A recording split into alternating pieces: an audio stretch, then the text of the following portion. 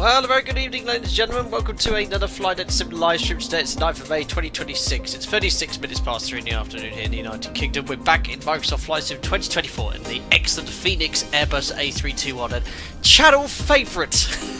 Every time I fly the Airbus, I always have a few issues here and there, but all my Boeing knowledge goes out the window today. Anyway, the whole idea behind today's stream, Lisium Deisgn got in contact with me earlier on this week, and they very kindly sent over their brand new Heraklion scenery on the island of Crete. Now, they're a very small independent developer. I think this is their 4th or 5th scenery release, and they're really, really nice, really tidy, really clean. So we're going to be flying the Fenix Airbus A321 series aircraft from Rome Fiumicino. This is the beautiful MK Studios V2 scenery. Flight time 1 hour 45 minutes to Crete today. Live time, live weather. And just after landing, we need to actually find some Alpaca Airlines sort of hidden treasures. Lisium Deisgn got in contact and said that there's some Alpaca Airways Easter eggs at the airport, which I have only found one, which is that on the departures board it shows the first flight is Alpaca 100. Apart from that, I haven't found any other Easter eggs, so I hope the scenery developer comes in and shows me where they are, because we're going to be looking a long time otherwise. But to say thanks to Lisium Deisgn, I'm going to purchase a copy, a Contrail voucher, so you can actually get this scenery for yourself. And if you'd like to get the scenery before the giveaway, don't forget you get 10% off all Contrail purchases through the affiliated link below, including anything else in the store. Anyway, let's zoom on in towards this aircraft. There's actually some ATC here today. There's no events, but being such a popular airport, the capital of Rome, Rome Fiumicino, everyone wants to fly into this airport. Oh, it looks so nice here. I've got Microsoft Flight Sim 2024 working quite nicely. I think I fixed the GSX issues I was having in the stream a couple of days ago. I've updated the latest version, I think it's 3.9.7. I was having the same issue on my test sector in the Airbus A321 today, but we'll have to see what happens when we take off. I can just disable it and fly along. And I've got GSX profiles for both Roma and Heraklion today. Anyway, let's have a look who we have in chat. Gary Field, good afternoon to you. Liam Bard, good day. Hello, Tech Longcat, long time no speak. Good to see you in chat. Captain McGee, yes, Airbus Blue Heart. Oh, no. Mal51, hope you're doing well. Steve Josiah plays here as well. Domino Messina, well, a very good afternoon. Brilliant. Captain McGee says, any plans to update their Alpaca fleet with a shark-littered A320 profile? I have no idea. I found this on our Alpaca Airways livery site. I can't exactly remember who made this livery, but it looks very nice indeed. The A321, we're going to carry 230 passengers. We've got the CFM engines. I think this is the really underpowered version. Yeah, it took me ages to get up to top of climb today on my test sector. Stephen, H1210, hope you're doing well. Just built a rig, decided to install the FS Labs Airbus instead of the Phoenix. Every pilot mentioned that FS Labs is much more realistic, except for the flare. I've never tried the FS Labs ones. They had a really good one in P3D, didn't they? But I've got the Phoenix one. That's the one I decided to use. Maybe one day we'll try the FS Labs one. Nicholas Van Lemgen official. Are you flying their Flight Factor 777 again soon? Love it. Love the A321 too. No worries. Yes, we might fly the Flight Factor 777 again. But I've been speaking to Jack from FlyJ Sim. Their 737-200 is being updated finally for X-Plane, so I'll hopefully be able to showcase that before it's released some point in the next few weeks, maybe into June. Very, very exciting indeed to try that aircraft out, because it's one of my absolute favourites. Anyway, let's jump into the cockpit. We've got full GSX synchronisation. We're Alpaca 32 Hotel Echo today. Our TOBT is 1500, however my TSAT apparently is 1515, so 20 minutes until our scheduled departure. And we've got ATC later on as well to confirm the clearance. Domino, I will get to that. We never replied to that particular message, but maybe we'll hopefully look at that aircraft again soon. Anyway, let's get some power onto this aircraft. So battery on, 1, 2, 3, external powers connected. Oh, it's such a this is probably one of the best simulations of any aircraft going, with the integration of all the third-party add-ons you need, like a GSX. And it sounds awesome, it flies well. Look at this, guys, today. I've got stick cam up and running. Oh, look at my knobbly knees. I may need to zoom in on my camera slightly, but it's a lovely day here in the UK. Shouldn't be streaming, really, but wife is outside with daughter and mother-in-law as well. We spent all the morning together, and I wanted to get this stream out today. Oh, God, they go upstairs and have a stream. I was like, okay, thanks. Norwegian registered aircraft, yes, we are... Lima November, aren't we? Yeah, Lima November Golf. So we are indeed Norwegian registered. Right, we've got some electrical power connected to the aircraft. I've got my handy preliminary cockpit preparation on this Airbus checklist I found online. Prior to putting power on, don't forget to make sure the weather radar's off, the predictive wind shear system's off, the engines are in idle. Actually, that reminds me, let me just... I always have issues when I first fire up the sim where the position of the thrust levers and speed brake aren't always registered, so I just have to turn it off and on again on the USB hub. Engine master selector switches are off, and then we're meant to turn the electrical power on this aircraft. So we'll get the boarding started. We've got 230 passengers, so I'll go here to Phoenix, My Flights, tab to import from SimBrief. Here's our flight information. Just might re-import it. There we are, 19 minutes to go. Mass and balance, as I said, it's 230 passengers. Use the tablet to get GSX doing all of its things. So 5022, good GSX day, boarding we are and refueling. 5 at Rome for Turn down V-pilot there. So that's going to get GSX to connect the air bridge, call the fuel truck, start the boarding process, and get all the baggage loaded. It does the whole lot with this excellent add-on there. So that's done. GSX is doing its thing. I don't know if that's a little sim update 5 bug, either that or the LCD screen is on the way out. Anyway, we'll put the iris to nav. The overhead panel scan is very easy. If it says off, turn it on. Airbus, etc, etc. APU and fire tests. There's the APU fire test. That didn't happen on my test sector. What's happened to my GNAD IRS display? I don't know. Anyway, engine fire tests 1 and 2, and the APU is done. Ciao Bella. Didn't realise she'd speak Italian to me. Lighting then, we'll start the APU because I think it's quite hot here. We'll get the weather in a second, but yeah, let's put the master switch on and start the APU. Fueling's not done, so leave the seatbelt sign off. No smoking on. Emergency exit lights armed. Test the annunciator. There we are. Excellent. Fuel pumps off until refueling is done. Oh, right. Okay. Passengers boarding starting. Not a Boeing thing. Learn something new every day. Right. I think the overhead panel's done. I can't even remember how to turn the pumps off. Which ones are on? I'll leave it. I'll be fine. Fuel pumps off. Stick it in the books and take a look at. Yes, I'm sure it's dispatchable. Right. Well, I've lost sync now because I saw the fuel pump comment. I've got SimBrief integration. I just want to make sure boarding's ongoing. Oh, look at this! I don't usually use the fuel boarding process. Oh, look! Do they plug it in and everything? No, wait. Oh, that's very cool. No way. This is pretty impressive stuff. I don't usually use it because it doesn't always work with every add-on, but it's having a little jog. Oh, flight simulation's bonkers. I would have loved to have this when I was playing Flight Sim, what, how many years ago? 25 years ago? Very cool. Obviously an Airbus, yes, it's quite high up in the Boeing jet, they just use a step ladder. Very, very cool. That's amazing. Anthony, unbelievable comment. I'm not going to ignore you in chat there. Nav lights on, well spotted. I did that on purpose to make sure that you guys are paying attention. Let's now fudge my flight plan.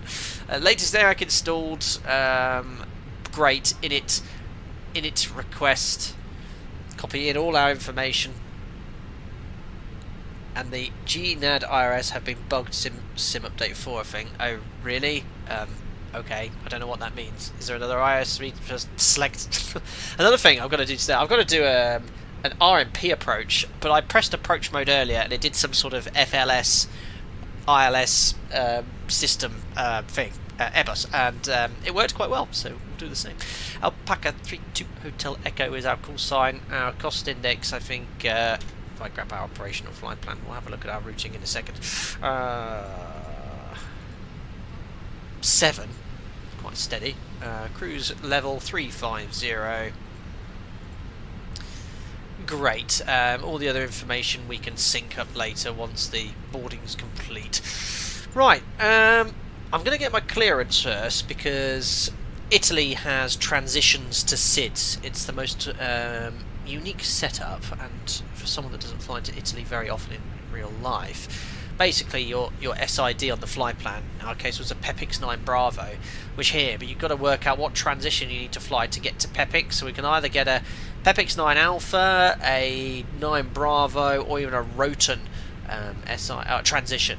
It's unlikely to be Roton because we need to start at Sosac, and then I think it ends at Exibri. No, where are we going? Sosac, I think. No, Sosac is where the SID terminates. Yeah, we need to end up going en route to PEPIX. So PEPIX is the SID termination point. So, 7, calm down, cowboy. Oh yes, CPDLC, of course. Well, by the time I've logged on, you might as well just get it via voice. But ground, I don't know if they have it. Report your TOBT. That's very cool. Oh no, I can get my PDC.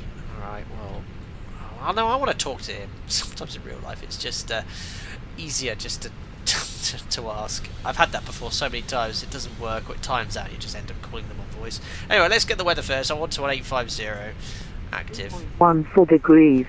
QNH. I love how the volume works, that's good. 1015 hectopascals. You have received ATIS information. Whiskey. Let's listen in for whiskey then. Hoppy is down. Oh, well, there you go. This is Fiumicino. ATIS departure information. Whiskey. At 1420. Runway in use 25. Transition level 70. Wind 280 degrees. 5 knots. Direction variable between 23 and 320 degrees. Cav OK. Temperature 22 degrees. 2.14 degrees. QNH. 1015 hectopascals. You have received ATIS information. Whiskey. Excellent. Information whiskey copied. And we'll set the QNH 1015 now. 1015. I should have it all synced up. 1015, 1015, 1015. And let's now grab our clearance. So ground's online 121.9. That's now active. Let's speak to ground and get our clearance. Information whiskey. Our stand, it doesn't actually come up on here. I don't know if this needs updating, but I think it's stand 510. Fueling is complete, boarding's ongoing. And we are on stand 510. Fiumicino ground, hello, it's Alpaca 32 Hotel Echo. Stand 510, information whiskey. QNH 1015, we're Airbus A321, departure clearance to Heraklion, please. Alpaca 32 Hotel Echo, ground, hello. Information whiskey is correct, and you're clear to destination by Exibri 5 Alpha departure, PEPIX 9 Alpha transition, runway 25, climb to 4,000 feet, squawk 4311. 311. Cleared to Heraklion on the Exibri 5 Alpha and then the PEPIX 9 Alpha. From runway 25, let's climb 4,000 feet, squawk 4311, Alpaca 32 Hotel Echo. Alpaca 32 Hotel Echo, read back correct. Perfect, so we've got the clearance. It's the Exibri departure then. So PEPIX, I can never pronounce it correctly. Oh my god! Did you hear that? It's so loud. I swear people know I'm streaming and they do wheelies outside my house. Right, I can never pronounce this. An Exibri 9 Alpha. Okay, so I'm going to write this down. Did you guys hear that? That was so loud. Exibri 9 Alpha. I'm just writing this down so I don't forget. And then a PEPIX 9 Bravo. So, let's put this in the FMC. What the heck? Yes, there's some sort of motor race going on past my house. I live where this close to a speed limit sign where it increases from sort of like the town speed limit up to the national speed limit, so a lot of people put their foot down outside the house. Really annoying. Flight plan, LIRF, departure, runway 25. It's going to be the PEPIX 9 Alpha. Oh no, I have to select the other one first, do I? No, there we are. Exibri 9 Alpha. Oh, which one was it? Was it? Did I say 5? Oh yeah, Exibri 5 Alpha, you prat. And then it's PEPIX 9 Alpha. There we are. Insert Exibri 5 Alpha, PEPIX 9 Alpha. And that will take us to Zivri and then en route. Click, click, click, click, click, click, click, click, click, click, click. Heraklion later on, arrival.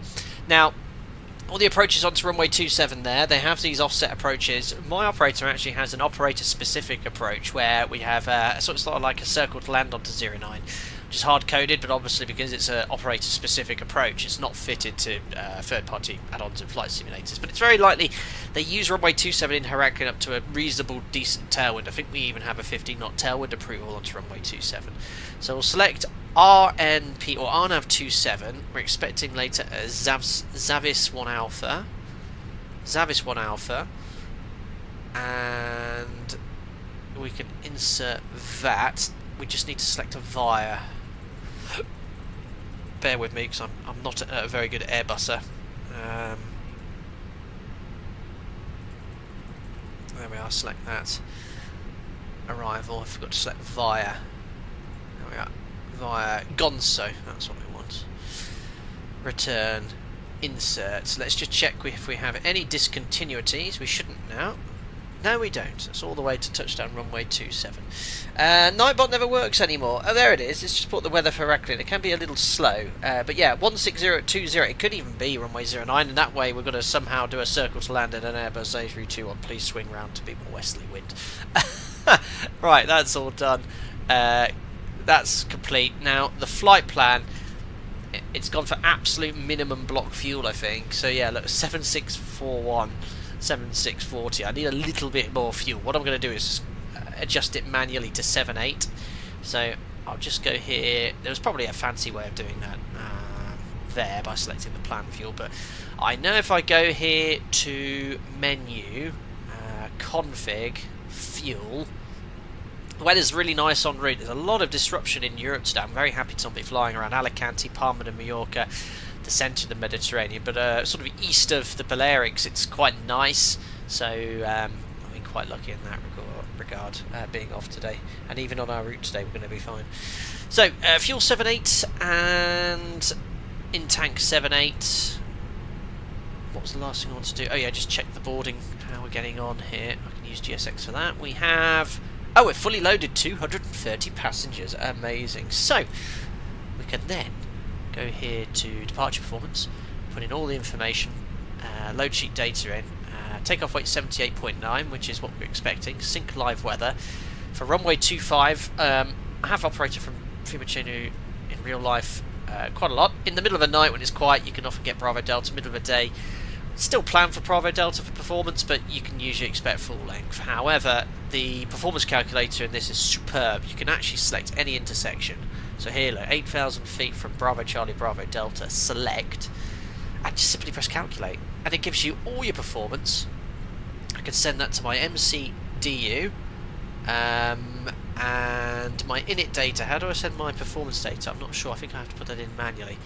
Init.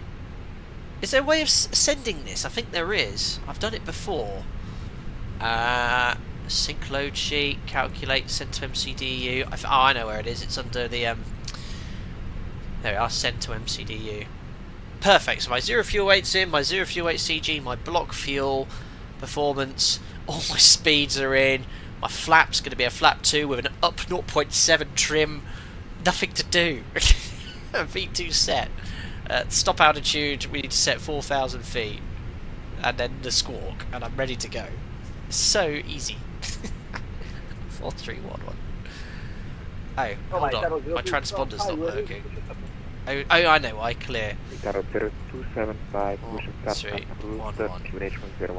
to put that to auto and out off, ready for pushback anyway. Excellent. And the charts are still on. Perfect. So all I need to do, aircraft loaded. Let's go here to charts. So I'm coming with us to Heraklion. Whiskey is current. Clear to destination via Xibri 5 Alpha departure. So we can select all the departures. I could have done this before the stream. Is there a way of searching? No, you just got to scroll through every single one of them, unfortunately. So we need to find the Zibri 9 Alpha.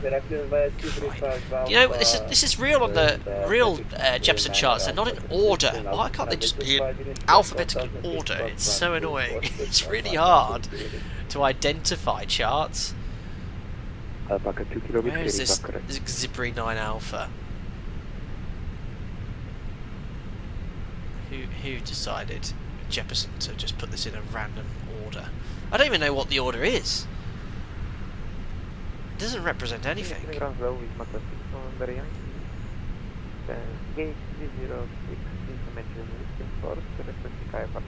Oh no, it was Zibri 5 Alpha, wasn't it? With Malta 6 November Yankee, please file 510. There we are. One. Hold on. Well, has it starred what I needed? They already starred. Oh my goodness me! Well spotted. That's amazing. Right, I'll leave that on there. So I just want to double check this. So there's a maximum speed restriction of 200 knots. Oh gosh, there's such complicated stars. It's 777-786. 777-786 Zibri. So it's a nice shortcut. Max speed 200 knots. So that's it. And then we've got to be at about 3,000 feet, which we'll easily do. And max 200 knots, I think I can select the flaps up, but I'll have to keep the slats extended until we pass the Romeo Foxtrot 786. That's all fine.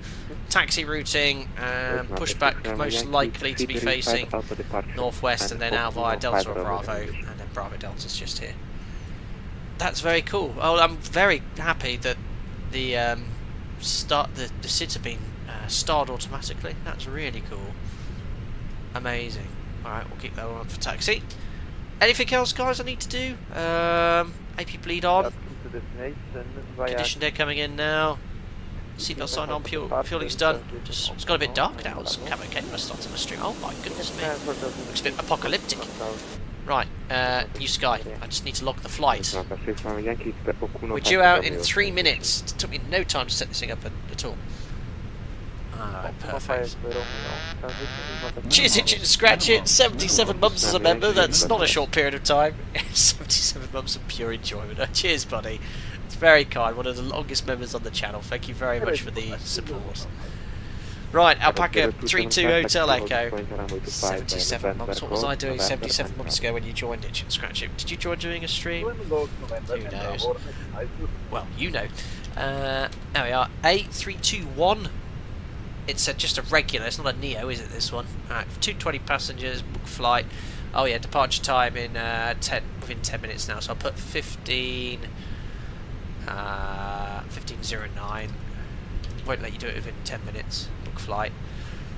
Yes, there's our emergency we had in the PMDG 737 a couple of days ago. Start the flight. There we are. I'm ready to go. Prepare for pushback and departure. Just got GFX, it's a game changer. GSX, I guess you mean the pilot. Yes, absolutely. It's a bit buggy, but when it's working, it's fantastic. When it's not working, it's hilarious. The other alpacas here. Thanks whoever is joining on me. Oh, performance on this scenery as well is so good.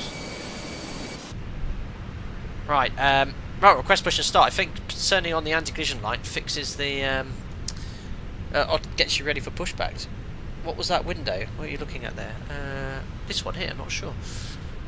Right, anyway, let's request push and start. And ground Alpaca 32 Hotel Echo stand 510. TSAT is 1515 Zulu, but we are requesting push and start.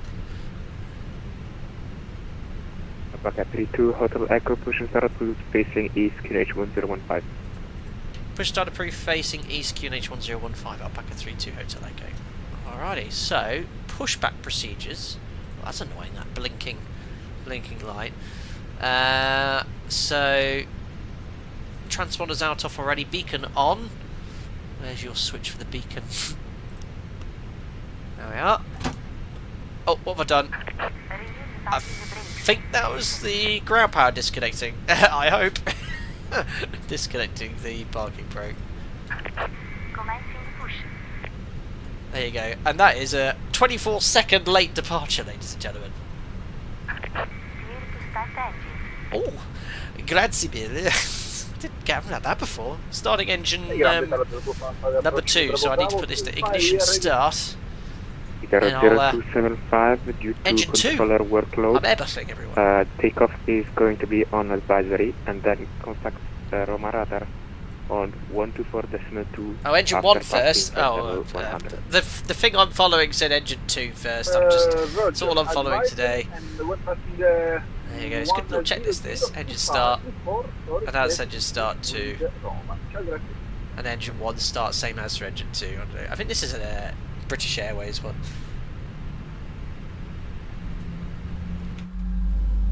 The sounds on this are super. Some of the best default sounds. You don't need a sound pack for the Phoenix. Please pay attention to illuminated signs and crew instructions, including the following safety. Did you say? Would I have missed the pushback complete set parking brake? Oh no! Oh no! I'm being pulled forward. Excellent. Started cut out. I guess 2463 is exactly the same as our CFM. Starting 1. There are 8 emergency exits on this aircraft. The cabin crew. Awesome. Irish pilot taking a break from flight today. Yeah, I'm just on my days off. Please be Oh, you mean is that an Airbus banter joke? Possibly. may be behind you. Emergency lighting will guide you to an exit. In an emergency, We're really being pulled forward. Oh yeah, I feel like it's a start point in 5-4.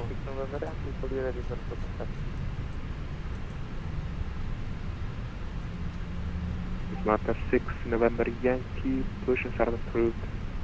Startup point 32, QNH 1015. Yeah, there we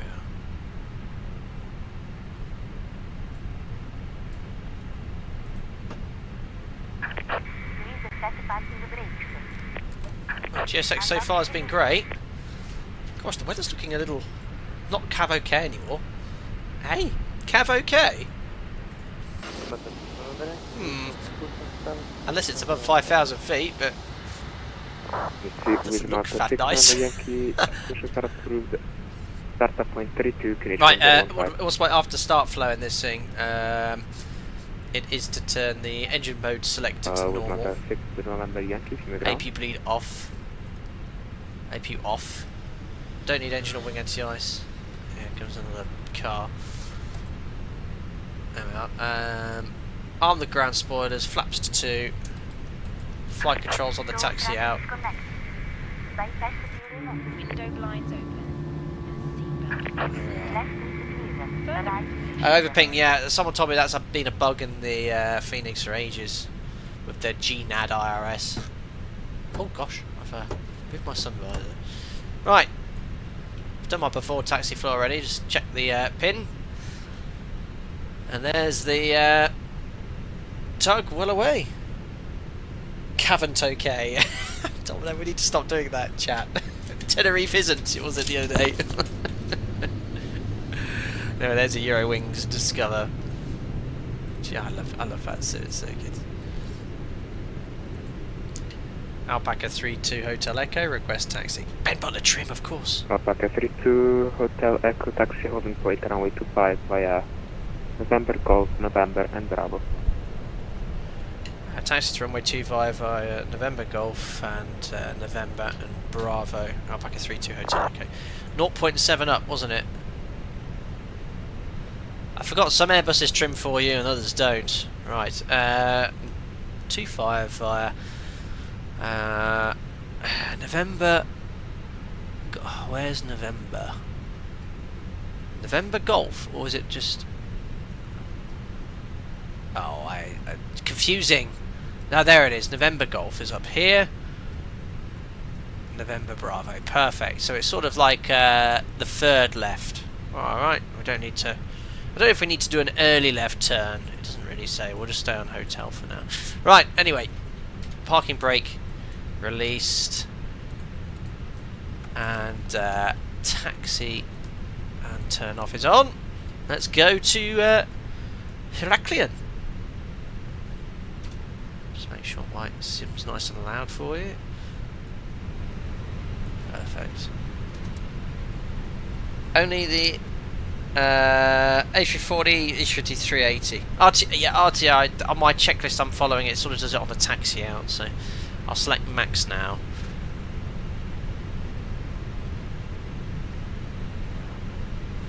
It's got quite a lot of inertia for however are we? We're 78 tons, 79 tons. Above the maximum takeoff weight for the NG, that's for sure.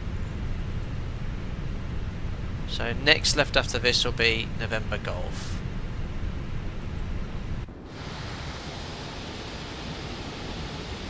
There we are, guys. Well, thank you very much for tuning in. 220 of you on this Saturday afternoon in the UK. If you enjoyed the stream, don't forget to like and subscribe, and I'll be giving away a copy of this scenery after landing. Very kind of Lisium Deisgn, a small independent developer, to send me a copy of their scenery for free of charge. So I'll instead purchase the voucher so you can get this scenery for yourself in Microsoft Flight Simulator. Takeoff config press, yes. Perfect. And predictive wind shear and all that jazz. Alpaca 2 Kilo Whiskey, push start I'll turn it all on now. Probably only do that lining up. There's November Golf coming up. Very nice airport, yeah. This is MK Studios, Rome Fiumicino. Their stuff's great. They're very kind to send me their stuff as well. That's what I was trying to do. Alpaca 2 Kilo Whiskey, negative. It's facing east on hotel, startup point 43. It does look, this scenery amazing. Yeah, I was going to fly the 7.3 today, but you know what? I hadn't flown the Fenix A320 or any A320 for absolutely ages. So I thought, you know what, let's just install it again and have a go. Not sure about the random traffic just crossing in front of me. That would be a safety report. What's going on in America at the moment with all these incidents? There was another one in the news this morning about someone getting hit by an aeroplane or something. Unbelievable. Professional Airbus A Sky pilot, I know. Can't get better. Awesome. I think this livery, it's not many. Are there any A321s with sort of the aluminium wing tops? Never seen one that's not been painted before. Henry, sometimes it's just nice to sit back and relax in your Airbus. That is correct. So our clearance limit was Bravo, main taxiway. So actually we'll start the before takeoff checklist now. We are actually able Bravo Delta, which is straight ahead of us. So you know what? Config you don't need to do, but there's a takeoff config button. Flaps we have 2. Stab trim set. Takeoff briefing.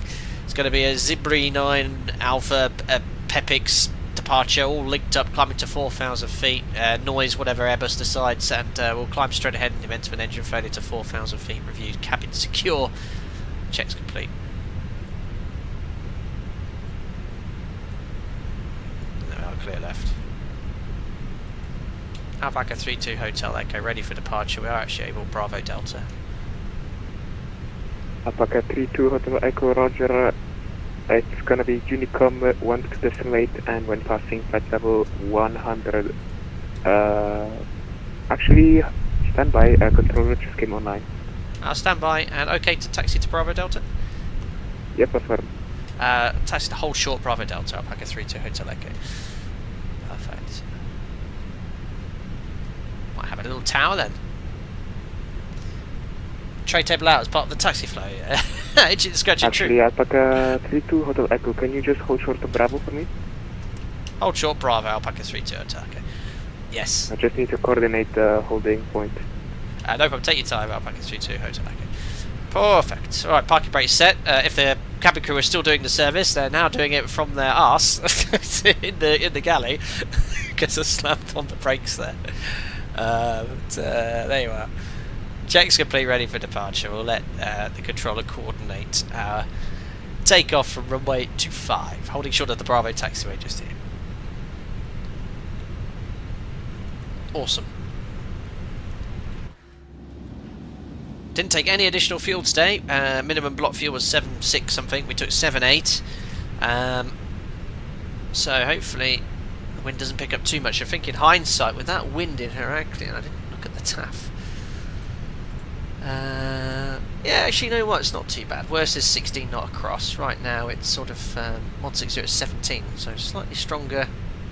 No, it's forecast to be around that. See what happens as we fly en route. But the wind is meant to be sort of becoming more westerly this evening. By 3 o'clock in the morning, it's from the northwest.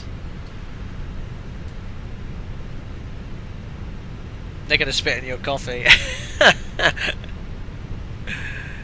Simba, hope you're doing well, buddy. Just seeing you pop in. Yeah, the V2 Fiumicino is really nice.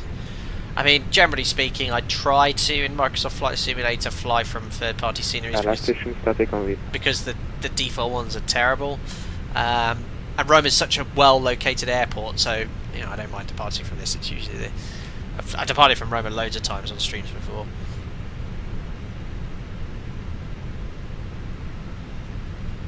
Have you flown the FS Labs A321? I haven't been, but Whiskey taxi holding point runway 25 via November Golf, November and Bravo. We were talking about this earlier. I haven't tried it yet. I've only ever flown the Phoenix or the fly-by-wire one.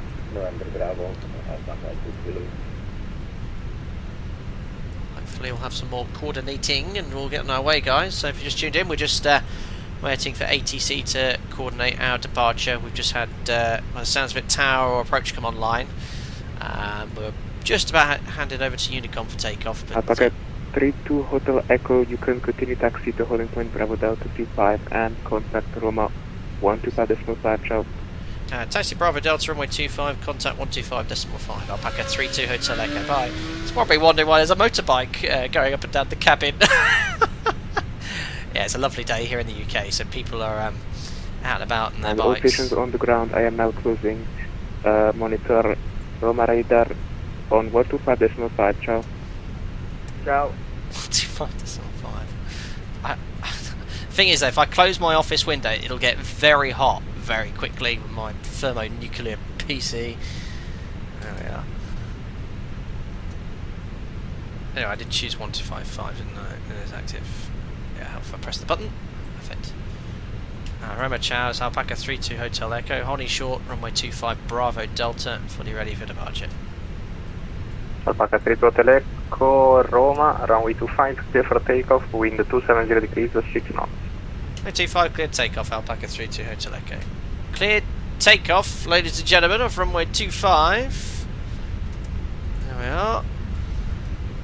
Lights on, strobes, weather radars on, MCP set, transponder to Torah. So MCP set, transponder TARA, strobe lights on. Landing lights are on, cleared takeoff. Should we do a rolling one? Because, you know, I know how to exactly do a rolling takeoff in the Airbus with the thrust. Timing, 50%.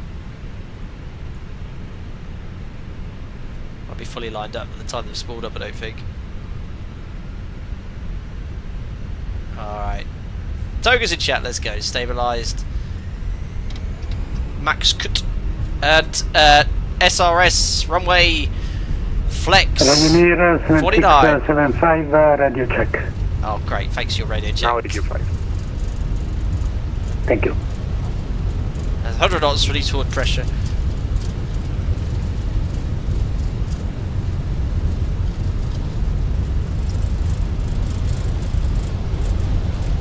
V1, rotate.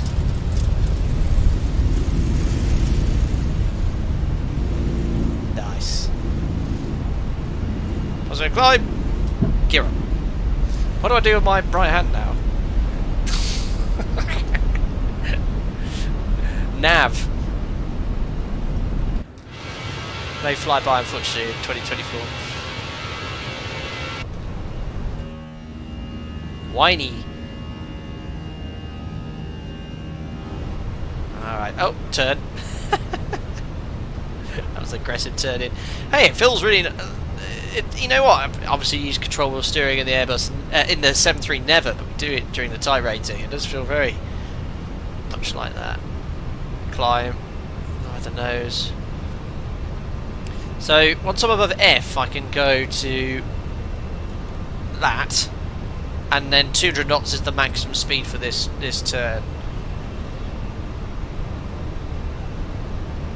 Ah, it flies great, very Airbus. Alpaca 32 Hotel Echo, Roma identified, climb to flight level 230, proceed direct to Pepix. Climb flight level 230, direct Pepix. Alpaca 32 Hotel Echo. Right, that's enough airbusing today. Autopilot 230 is set. Direct intercept. Pepix. Ah. insert, and it engages in nav automatically.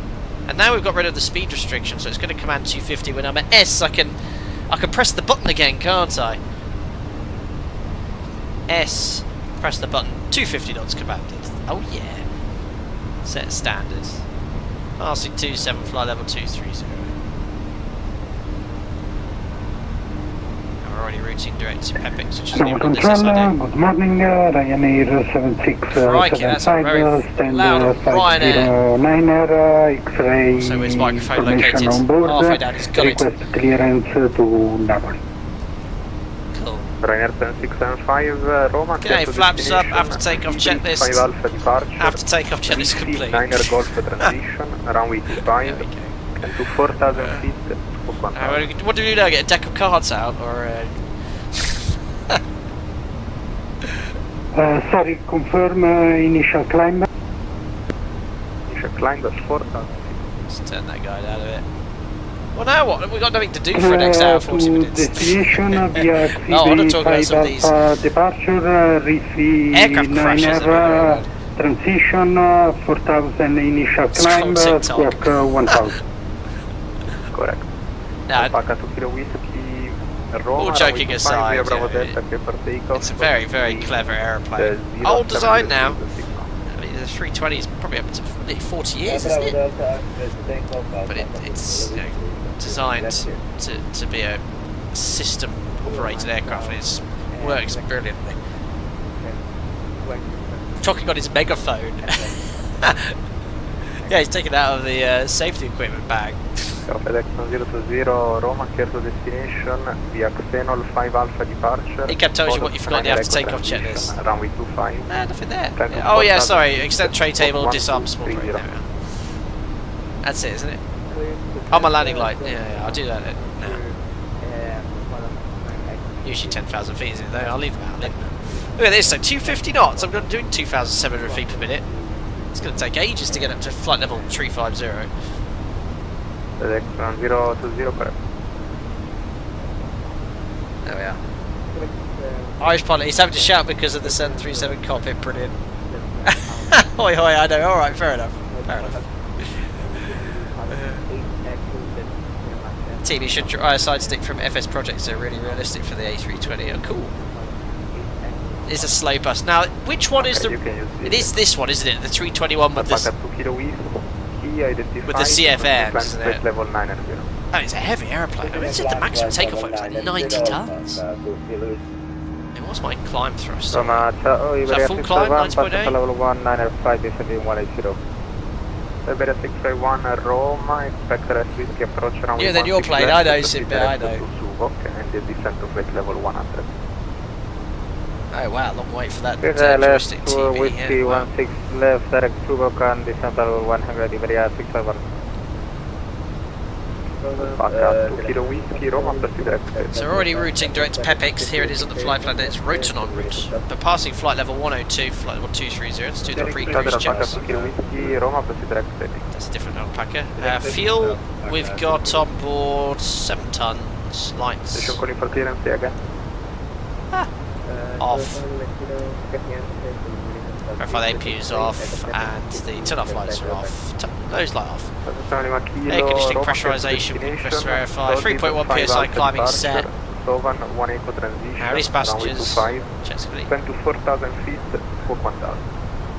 Oh, that's good to know, Aviax. I'll try that on the way down. Tech, yeah, you fly the old 7.3, buddy. The old 7.3. Lima Kilo, correct. At least my NG, the oldest one we have, was built in the very latter stages of the 20th century. Some airlines changed the cost index to 0 for climb to help with it. Well, I'm on 7. But yeah, let's see here. Econ climb speed at 295 knots, and that's given us about 2,300 feet per minute. Oh dear. Jamlin, hope you're doing well, buddy. 74 months. Captain, enjoyed your Edge of Failure stream. Would have joined, but my PC is dead. Oh no, and Jamlin, I think I might have seen that post on Discord. Sorry to hear that. Is it completely kaput? I'm gonna have to have a new build. Sorry to hear that, buddy, but thanks for enjoying the stream. I hope you get your PC sorted or invest in a new one. Gemini, could that 7.6 near miss have been the incorrect altimeter setting? No, not at all. Not at all. Not on a sort of visual landing like that. That was, I'm presuming they're talking about the United 7.6 in Newark. No, it was pilot error. Pilot error. There's no ifs or buts about it. Again, very easy to discuss here, sat in my office, be a couch pilot, but I've seen video. There must have been 4 reds, just carried on. Whacked a lamppost with their tyre. I mean, you've seen damage to the tyre and then all the fuselage.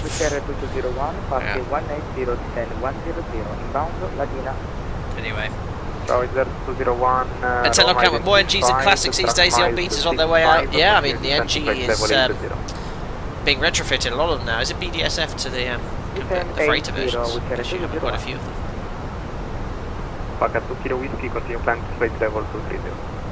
Cool. Just realised my flight info here. There should be a bar on the top there providing flight information. I don't know why that's not come up. It happened on one of my other updates, but on the top of this flight tracker thing you should have flight information. But you've got my ETA on there, which is accurate enough. Yeah, alright, we've climbed now 2,000 feet per minute and we're not even halfway to our cruise level. It's going to be a long old slug, this. Check our routing out today. Over the Med, crossing the boot of Italy. Oh yeah, I always forget the name of it. Lamizia, there we are. There's Ian. Over. Roma controller, Ryanair 76. Don't know what island this is, never flown there. Milos. Then Crete. I've never actually flown to Heraklion in real life. I've been to Hania a few times, but never Heraklion. Heraklion is sort of the main alternative, or vice versa, both of them in Athens if it really goes to pot. But there we are. Lovely flights there. Ryanair 7675. Alpaca 30 Hotel Echo, contact Roma 124.2, ciao. 124.2, Alpaca 32 Hotel Echo, ciao. Reserve 201, proceed descent to altitude 6,000 feet, QH1015, transition level 70. It's a fantastic aircraft. The quality of it is incredible. Roma ciao, it's Alpaca 32 Hotel Echo, climbing flight level 230 inbound Unixo. Ciao, Alpaca 32 Hotel Echo, radar contact, proceed direct route of and continue climb flight level 350. Direct route of climb flight level 350, Alpaca 32 Hotel Echo. 350 section 215 Mike, contact route arm, I guess. I said route arm, but it has to be that one. 125.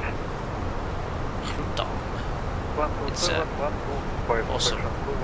345 miles, and we'll be there in about 55 minutes. 7 Sierra Juliet, due to traffic, turn right by 5 degrees. Right, Superb. 5 degrees, Anatolia, 97 Sierra Juliet. Yeah, the quality for the price is crazy. Yeah, was it 50 quid still?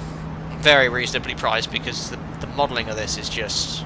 It's the best. It's the best There are 5 package, 7, I think. You know, with the tablet, with the integration with systems, and the having looks. I don't think there's anything better.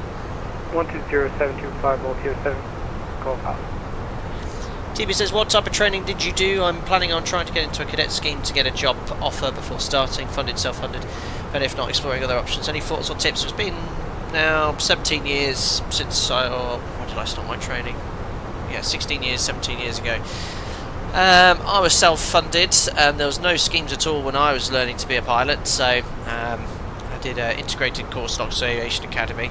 Obviously, if you get onto any sponsored scheme, do, because it's your flight training all sort of like bonded or paid for. And I mean, back then it cost, I took a loan out and it was £75,000 for your frozen HPL. What is it now? Probably easily 6 figures, and then some. And then yeah, I was very fortunate to get a job within sort of 3 months of leaving and starting my type rating, and I've been at the same operator for, this is my 16th year. Yeah, this year will be 16 years I've been here. Don't know where the time's gone. Started the channel 9 years ago.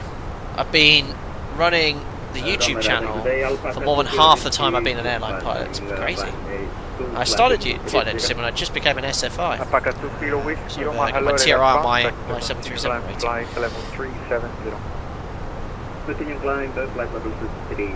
Swimming Clive Flight Sim is very thankful for his parents, I'm sure. Lucky guy, but well deserved. Well, obviously I was very fortunate for my parents to secure the loan I took out on their home, or on our family home, but I didn't have the funding or anything paid by them. Some elements of inheritance I didn't receive, but it went on other things, you know. My first car, again, I was very fortunate to have, but yeah, it's I fully respect that there are a number of pilots who do come from a situation where they can afford their funding, be bankrolled from their parents, which is, you know, that's just the way it is. But great to hear there's some self-funded schemes available again at the moment. Alan Hughes, a mere 84 members as a member, our senior member on the channel as well. Watched Edge of Failure on main 55-inch TV in the lounge, having seen scenery tempts me to get Microsoft Flight Simulator. An excellent idea, Alan Hughes. Explain sure has its place, and I absolutely love the sim. But the visuals are incredible, and when you get a chance to play this stream back and have a look at Rome, and there's some amazing add-ons available. Cheers, buddy. Hope you're doing well. Enjoy the rest of your weekend, sir. Thanks for popping in. Lisium Deisgn, hello. Thank you very much for a copy of your fantastic Heraklion scenery. We're going to have a nice explore of it after landing. I didn't actually mention to you, I will purchase a copy for one of the viewers here, and then I'm sure you'll get a lot of interest from people watching. Very reasonably priced.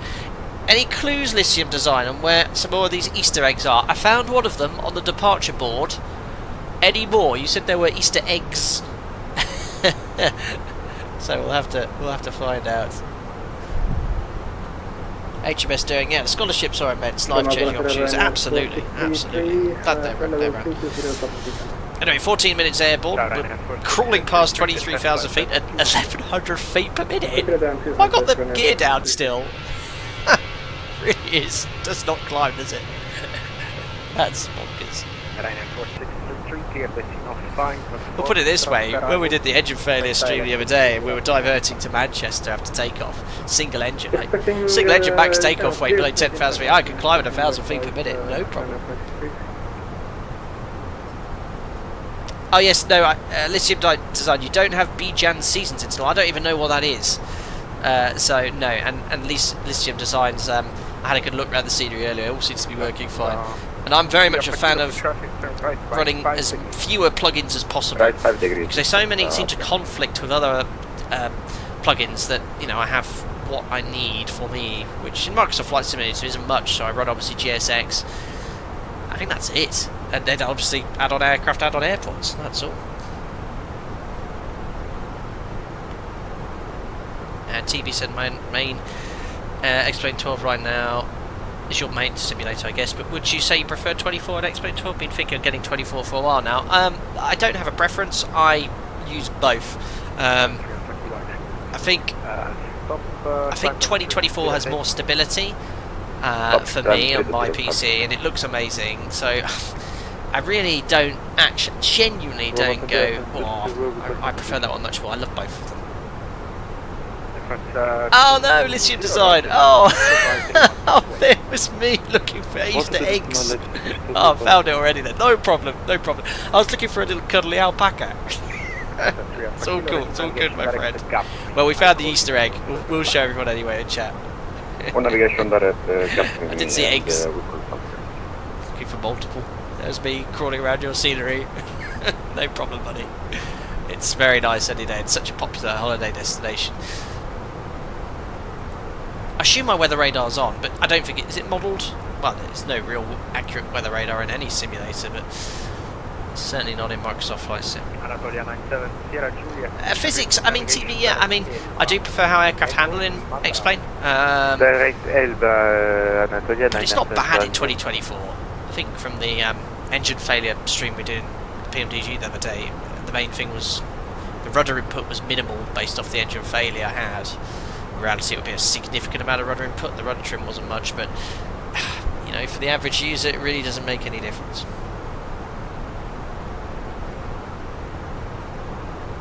TB, I heard a lot of budget airlines now actually retract landing lights and slats retraction as they cause 3% trailing. Oh, I don't know as much as that, but when we put the gear up on the older NGs with the halogen bulbs with with the extendable lights. We retract the lights when we put the gear up and leave the fixed landing lights on until 10,000 feet. Right, airborne now for 17 minutes, passing 26,000 feet, climbing at a mere 1,000 feet per minute. I think our arrestor hook must have snagged on some olive branch in Rome, climbing terribly. Hello, person commenting at the bottom there. It's acrylic, I can't read your username, sir. Hi there, question regarding AWR. No idea what that is. Do you really tilt it during the climb out to observe weather, or use the map mode? Studying all that stuff, but have doubts about its usage. AWR, is that an Airbus reference to some sort of weather radar? But on the older weather radar units we have, we use the tilt periodically. We have to. So on takeoff we have it angled at 5 degrees to look at weather ahead of us.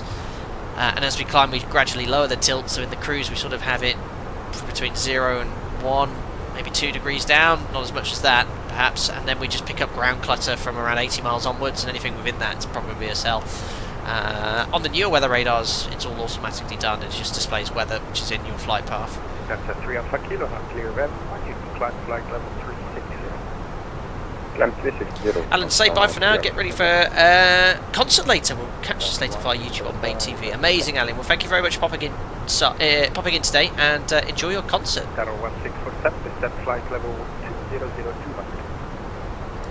Airborne weather radar. Oh, I've never heard of them. For AWR airborne weather radar. Never heard of that acronym. We usually leave it at +5 auto if it has it. There you go. Don't you go when you're in the cruise though? Don't you lower it? Tech long cat. I mean, +5, you'll be pointing up in space in the cruise. Ben Butler could lower the speed. I mean, I could probably go to some sort of econ climb speed, but I'll stick to the cost index. Probably the most fuel efficient. This has ice detection. Does it say ice if I need it? God, I forgot how good the displays looked. It's just, they're so good. You can see the pixels. It's just. So you're still there, Alan, but you're talking about the graphics. I mean, look at that. It's just insane. I think it's a massive increase of home cockpit builds now, and most people choose an Airbus, don't they? So I'm not sure we're allowed to talk about this, but Spirit Airlines got into liquidation. Such a shame. That's fine. You can talk about whatever you like within reason. Yes, obviously it's a terrible loss, and the main low-cost carrier, I believe, of the United States. But a huge airline. But why did they go bust? I mean, I'm not really into sort of US economics and as to what the airline industry is, but I guess they were hugely loss-making. Something along those lines. Fair enough. Take on cat if you're only in the cruise 20 minutes, not much point is there. Stop the weather, just tilt it around. Great question here about microwave landing systems. Why hasn't it replaced ILS? It has so many advantages. Back beam approaches glide slope choice, but you still barely see it on charts. No, I've never flown a MLS approach. We don't have it fitted into our aircraft anyway. The real reason I don't know, actually. I guess ILS. Runway Alpine 13, Mike Yankee, passing sort of installed at most airports. It's certainly reliable enough, and aircraft can, with the right equipment, can land with zero visibility. So there you go, Logcat. Ultimately, that would have been the main reason. Dollar signs. Climbing to flight level 320. Captain Steve video said fuel costs. Okay, I have heard of this, Captain Steve. I'm not. You speak out about much people here. I'm not a huge fan of his videos. They're quite sensationalist, and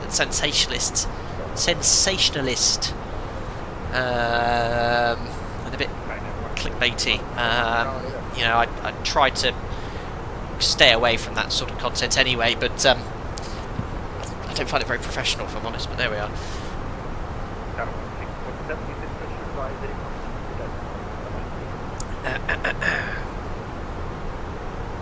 Also, yeah, there's another point by Dandrani. Yeah, RMP is far better options for an airport. They don't have to have any ground-based facilities or nav aids.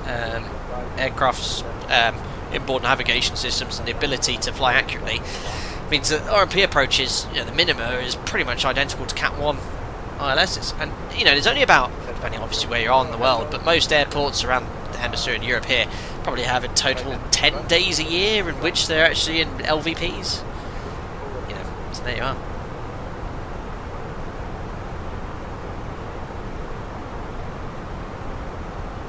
Perfect. 30,000 feet. 22 minutes. We're getting there, guys. We're getting there.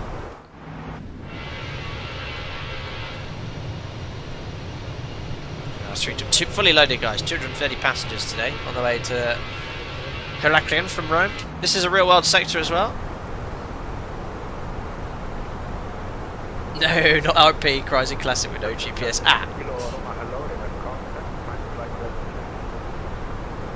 Control's getting very quiet now. I keep banging my knees on the tray table, so I'll just put it away for now. But yeah, what we'll do is RP approach later into Heraklion, runway 27 most likely. And is it called FLS? You arm approach and basically it flies a sort of 3D ILS essentially based off the RMP. We can do it the 7.3 if you've got the right equipment. We don't have it fitted to our approach, our aircraft, so we use LNAV and VNAV. But you can have something called integrated approach navigation, which allows you to arm approach in the 7.3 and fly it like a conventional ILS. Roma to November Charlie Echo, level 390.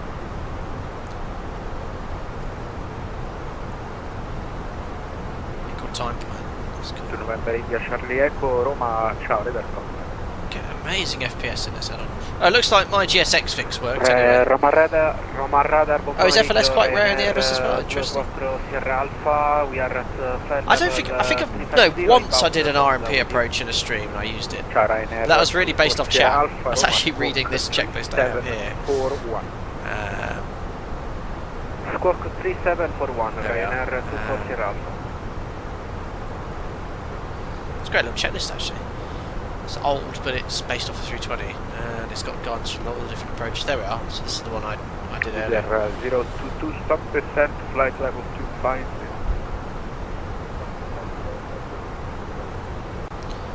Come on, 321.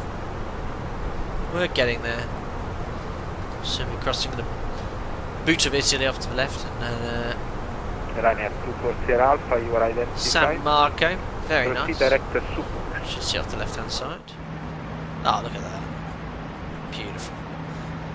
Proceeding direct to Supux, Ryanair. Skypilot says, common way of doing it is not turning on the ILS, just pressing approach. Basically just regular LNAV, VNAV approach logic as 7.3. Yeah, I mean, that's why I guess we don't have integrated approach navigation. LNAV, VNAV is... It's you know, the information displayed to the pilot is a little different. You don't have the conventional glide slope. You don't need it. But yeah, they're more and more common now, RMP approaches, certainly since I've been flying. Gosh.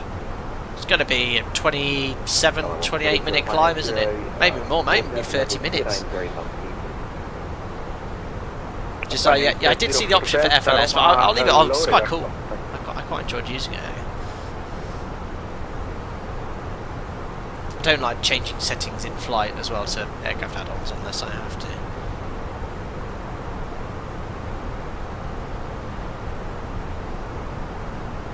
Beautiful. Yeah, I don't know what's happened to my my overlay, my stream overlay. Reset progress bar. 022, stop descent, flight.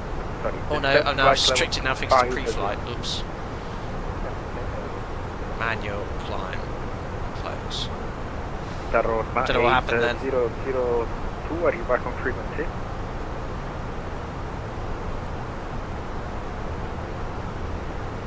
Just having a little play in the background, guys, trying to get my overlay overlay working. 08002, contact Padova, 111, correction, 120, What did I just say about changing things in the background while streaming? Don't do it. Don't know why it's not working though. My progress bar. Just changing something in the background. If I do that, you're not going to be able to see what I'm doing though. Oh no, yeah, that's no good. Alright, no worries, no progress bar today.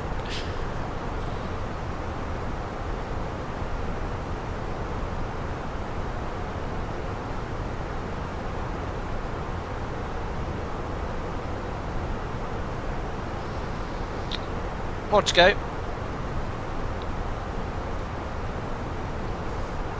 So on the Airbus, you don't get any oral alert when you're approaching your cleared altitude.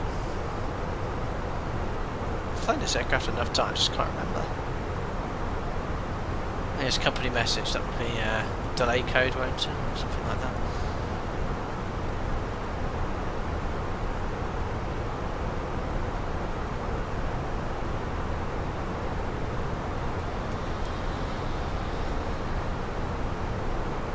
Oh well, tough. Delta 1020, you can contact Padova 120. No, I don't know what it is. 725. Thank you for cooperation. Oops. How do I get rid of that company message? Anyway, look, I'm in the cruise. Thrust going back. 022, contact Roma. Does it stay in climb? Does it have a 7, cruise 125. sort of phase? There we are. Mac out cruise. Or does it stay in climb? Maybe check the received message tab. Let's have a look. Ciao Fenix 1020, Roma radar Menu ATSU, whatever that stands for. AUC received messages. Thank you. Ah, yes. Accept the load sheet. Accept the load sheet. I guess it'll change. So obviously, you've changed the field as well. Yeah. It's cool, isn't it? No ADC required. Delay code, I think that is then. Not sure. There we are. Happy days.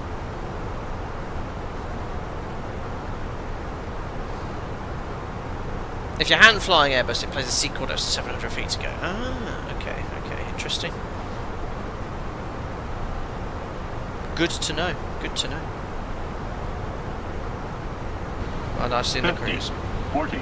Ah, 30, most kind. 20. Thank you, 5 AM, or we'll call it Sam with Ben. Ryanair Most 7675, flight level. I really enjoy your videos. Super informative and a big help. You're most welcome. My question is, with the Boeing issues that happened with Lion, Ethiopia, and Air India, how did yourself and others feel about continuing to fly the Boeing? Thank you very much for your generosity, 5 AM with Ben, or Sam. I guess that's Sam with Ben. Yeah, there's obviously Boeing's had a number of. Climb flight level 170, Ryanair I 7675. used to just put his mic ever so slightly away from his mouth. Obviously, Boeing has had a lot of high-profile accidents in the last few years. Obviously, the MAX and the MCAS issues, which have been fully resolved, and it's now one of the safest airlines flying today. It's been so heavily scrutinised, and I love flying the MAX. And the issue regarding the Air India one, that was suicide, I believe. I think that might be me. Over to advisory, Alpaca 32 Hotel Echo. Enjoy your weekend, sir. Ciao, ciao.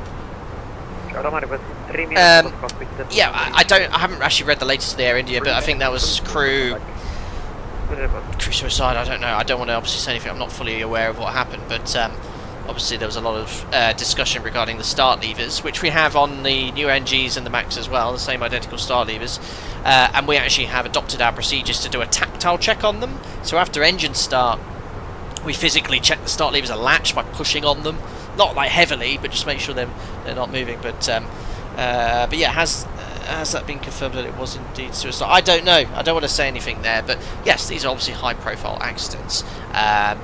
Rest assured, my opinion on Boeing and whatever corporate decisions people think hasn't changed. I love flying their aircraft.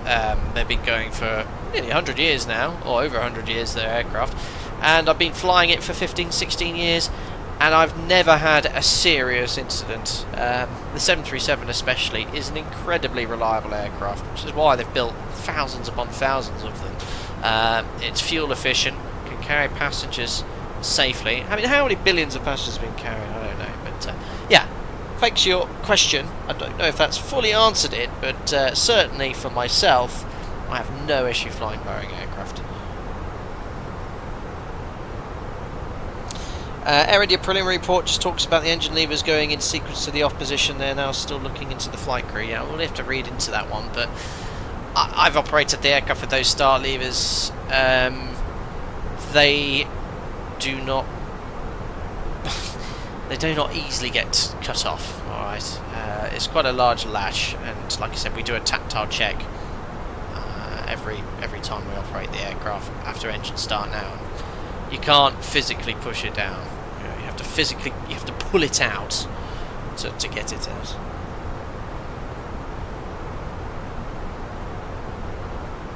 I'd love to have a go on an Airbus though. I feel fine flying it. The 7.3. I love flying the 7.3. Right.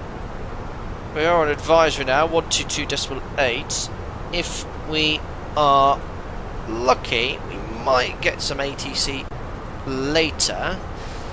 Weather here right now, updated 26 minutes ago. So it's now 160 at 12 knots. So now again, sort of favouring 09, but in reality they do prefer runway 27 up to a certain tailwind. So it's a 5-knot tailwind for runway 27, which is typically, yeah, we can have a look at flight radar, but I'd be very sure they'll be landing on 27 today. I might be wrong, but it's nice, long enough runway here. Time to vacate Charlie. Now, as I said earlier at the start of the stream, typically if it's flying to runway 27, you fly a circle to land. If you want to land on 09, you come down to the circling minima, 1100, brake right, and then land on 09. We actually have now, my operator, who I work for, a company built, well, we call it RMV Visuals, but basically it's been inserted by the performance department, a circle to land with waypoints, so we can use LNAV, VNAV all the way down to circling minima. It's basically like very loosely like an RMP authorization required approach, although it's not an authorization required approach, but it just considerably lowers workload from having to not do the conventional circle to land, and you can actually fly one in LNAV, VNAV right down to touchdown. But unfortunately, being a company coded procedure, it's not available in the default FMS and any add-on. But they'll use 27. I mean, I'll look at the briefing documentation. I've not been to Heraklion before. I'm quite confident runway 27 is a 15-knot tailwind approval. Let's have a look here. So the max 10 knot, the maximum tailwind component for the 737 is technically 10 knots. However, some airports we have approval, and within the Boeing sort of FCOM to land up to a 15-knot tailwind. The conditions usually are the runway condition code has to be 5 or greater, so wet, not contaminated, and if the tailwind is within 10 to 15 knots, it's a captain's only landing.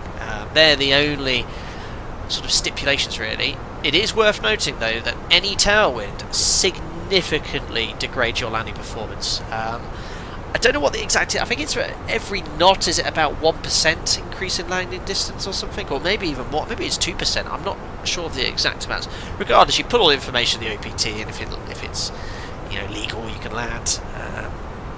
But yeah, you've got to be very, very careful with strong tailwinds. Anything sort of approaching 10 knots, just double check your performance.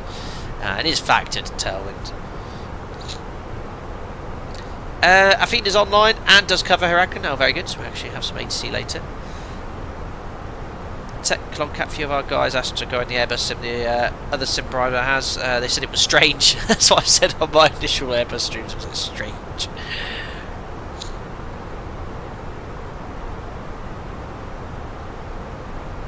5 AM with Ben, you've read something about Air Japan, Air India from Heathrow had the same issue. The only difference was those were not taking off and cut off. Interesting. I mean, again, all we can do now is speculate. Your question sort of framing what I think about Boeing jets and what my colleagues do. Listen, we're flying on the worldwide. There's thousands upon thousands of Boeing flights a day which are flown safely. I have no issue flying the airplane whatsoever. I proudly wear my Boeing lanyards to work. Sky pilot, something to do with no-go faults affects the emergency electrical system. My goodness me. I don't know much about the 7.8.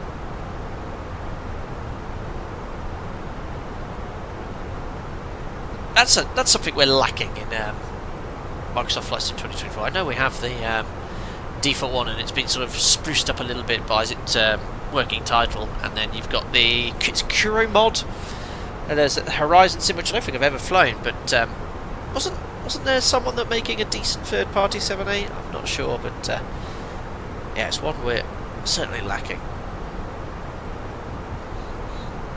Going to be southeast of Italy soon, and approaching the Aegean Sea over Greece, onwards to Crete. Should be a nice sunset approach as well. Takeoff, isn't there a 7.8 development supposed to be super high fidelity? Someone's making F4 Labs are making a Max for X-Plane. I don't know how detailed that's going to be.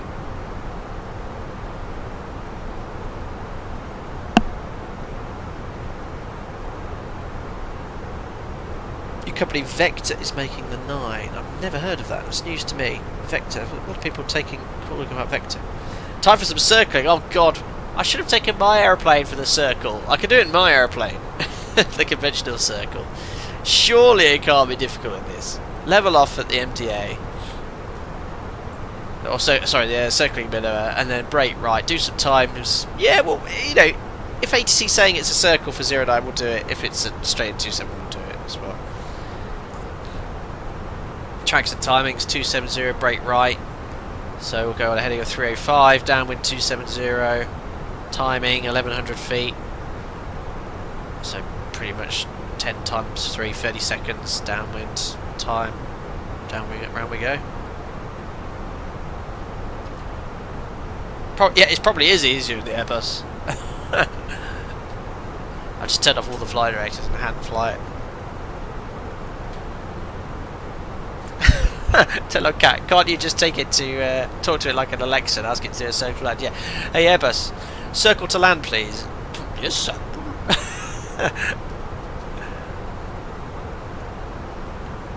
Probably just have to use the bird to go in track mode.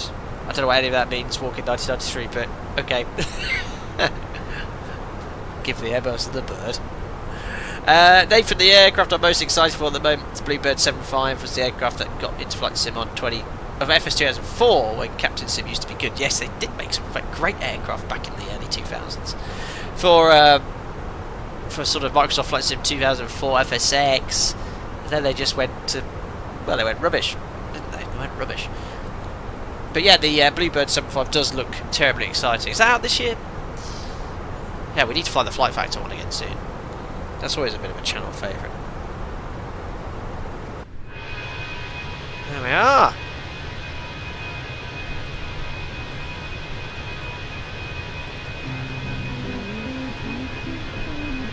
Q3 this year. Okay, we'll keep an eye out for that then.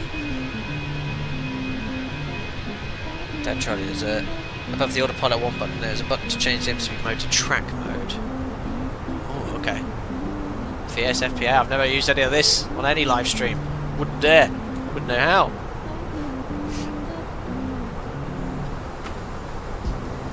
Thompson guy, Captain, are you going to acquire and test the Moser Force feedback yoke? I don't know, but I did see Wing Controller releasing a full-size floor-mounted Boeing yoke. That's bonkers. I don't know how that would work. Or does it actually mount to your desk? I don't know. I would have the space for that. I'm actually thinking, and I'll put yoke cam on here, obviously you can see my knobbly knees. I might get a new desk next year. I have it really well set up for streaming and for all the other work, you know, like a home office. But I might get one of those standing desks, because it'd be quite nice to stand and get sort of the PC mounted under the desk using a clamp. I was looking at the Secret Lab standing table. It's about 600 quid. It goes up and down, but obviously it has all of the gubbins for all the cabling and whatnot. My stepbrother has one. He's quite into his flight simming. He sometimes pops into stream actually, and he's just had a little baby. And we were around there and he was showing me his setup. He's got it all on a standing desk, his yoke, he's got all the wing control, Airbus equipment as well. Looks really good. Put a cut out of the desk to fit the yoke, yeah I know. get the jigsaw out. Sky pilot named Bird could be used to fly tracks to the headings at a flight path angle rather than feet per minute. Very cool. I pray for runway 27. But if we're in the 7-3, I would have gladly shown a circle to land. And that's actually our backup procedure. If the RMV visual's not available, for whatever reason, we can do a conventional circle to land. It's nice fat contrails.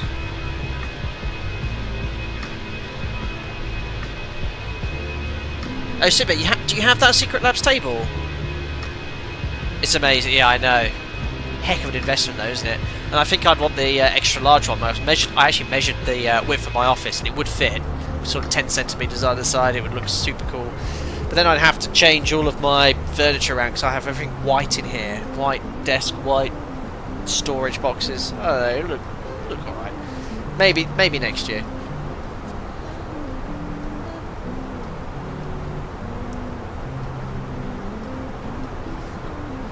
Well, there we are. Don't need the charts for Fiumicino anymore. We're en route. Along until we're halfway over the Ionian Sea, and then we're over the Aegean.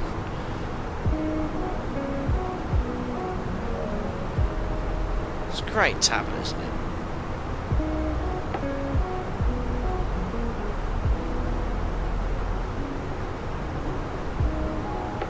Read that Heraklion's captain's only landing? We don't have that restriction. Heraklion's not that tricky. It's not a Cat C. It's sort of what we call a Cat B restricted, but runway 09. Even the RV visual, I don't think there's a restriction for the first officer. But I'd have to double check the approaches. I'm looking at the airfield brief guides. Oh yeah, look, captain's only landing. Oh, it is a captain's only landing. Yeah. I didn't actually realise, because we train the RMV visual in the sim all the time for both the captain and first officer. I would assume that the approach wouldn't be, but no, you are right. I don't know if other operators have the same restriction, but yeah, captain's only landing. Expect downdrafts on short final, thrust requirements. 27 has significant upslope first 500 meters. Well, there you are. Oh, sorry, Jim, it's me again.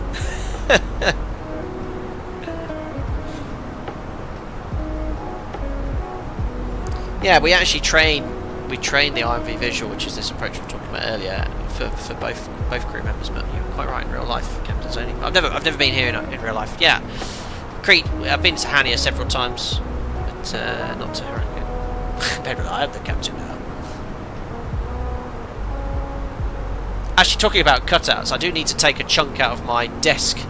Actually, I'll show you why. I have this, just get my yoke cam set up here.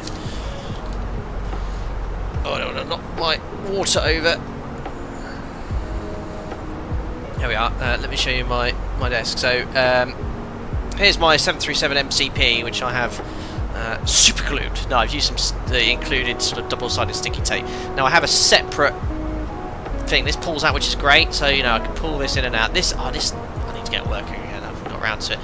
And there I have is obviously the Airbus sidesticks there, my keyboard. But I can move all out the way, so when I'm streaming it's fine. But this, I need to get a cutout. And you might be able to see it here with my ruler there. There's a couple of little blue lines. I don't know if you see here, because I want to cut out a chunk of this here, so I can push this, make it flush with the wall behind, because these mounts for my monitors don't allow me to push this fully back, so it means my desk space isn't huge, look. So it's big enough here because it curves around and I can get an A4 piece of paper there, but I just want a little bit more desk space. So that's my next job, is to get the jigsaw out and hack at it. Make a little cutout actually, so I will be making some cutouts. Just reset my cam here. There we are, something like that. There you go, you'll be able to see me wiggling my side stick later. Simba, you're moving house next week. That was the first thing I measured for the desk. Yeah, I measured here as well. So I've got a good size office, more a spare bedroom which I turned to the office. Emery, very much looking forward to the ATR update coming out soon, hopefully. I fly in the real world. I remember you mentioning that. So I might have to make some tutorials for the fellow flight simmers. I'm sure some people here would be very interested to see your videos. I heard the default ATR, I think Sim Update 5 broke a lot of things. I saw a lot of posts on Reddit, people saying the helicopters are broken now. I think someone mentioned the ATR as well, the default one. But, yeah, I haven't looked much into it. Very cool Dazzler Tramp you made, or started to build the frame for an Airbus captain side cockpit, MIP, very cool. I'm also sort of half interested in getting a 3D printer. I see a lot of videos of people making 3D printed stuff, but I wouldn't even know where to start with that. One of my friends actually made me a 3D printed Tobii eye tracker, which I haven't used for some time. And my sim desk is a Darwinian evolution adapted to fit the changing environments. Changing would be akin to murder. I love that. Well, Nightbot's been tired, and all of a sudden Nightbot is now spitting out things left, right and centre, but it's hard to work out these timings again, but there we are. You can see all my previous streams and all the different playlists if you so wish. My second YouTube channel, Airline Pilot Plays, where we played Kerbal Space Program a couple of weeks ago, and I was making some shorts when I was out of base a few days ago in the hotel, and actually one of them got like 20,000 views on my tiny 3,000 subscriber gaming channel. It's quite funny, but yeah, I don't know if anyone here watched my KSB stream. It was quite good fun. I might do that again with Artemis 2 and everyone excited about space travel again. A lot of people have been playing it, so it's a good crack. That was good crack.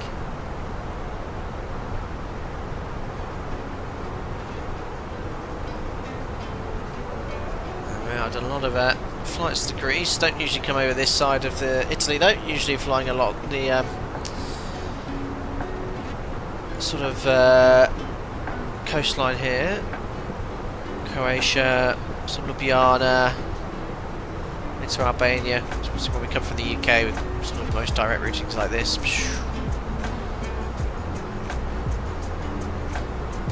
Hello Congo, greetings from Alpaca 2 Kilo Whiskey, 20 miles behind. I think we heard you coordinating with ATC earlier. Thanks for joining in on this sector.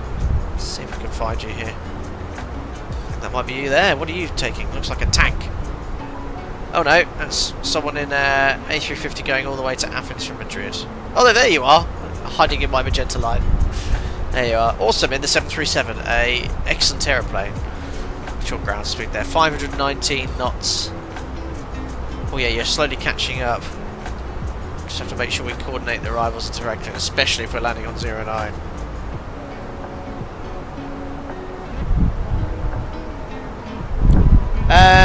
Sam with Ben, do you fly for company airline or are you freelance? No, I'm directly employed.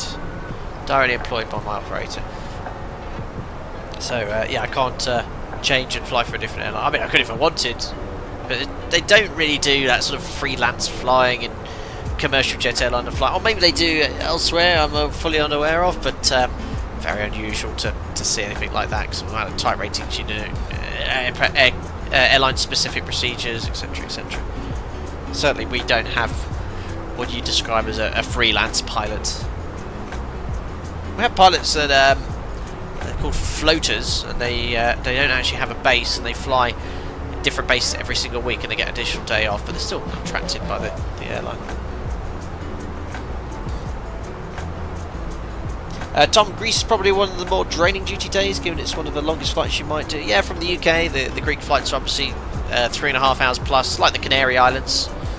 They're the longest duty days.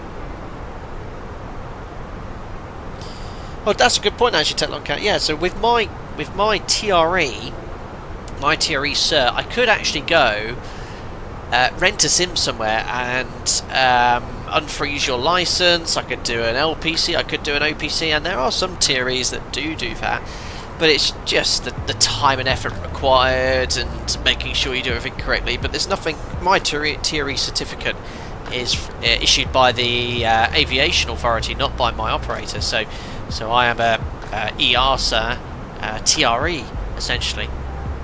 So I could do checks elsewhere, but some of the older boys do, and it's not worth the time and effort, especially with a young family. I don't want to spend my days off doing what I do in the middle of the week.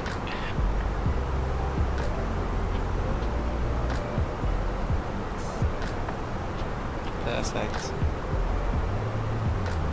There we are. Best do a fuel check actually, see how we're progressing. We're just passing over the top of Rome. Go here to our operational flight plan. What a beautiful tablet.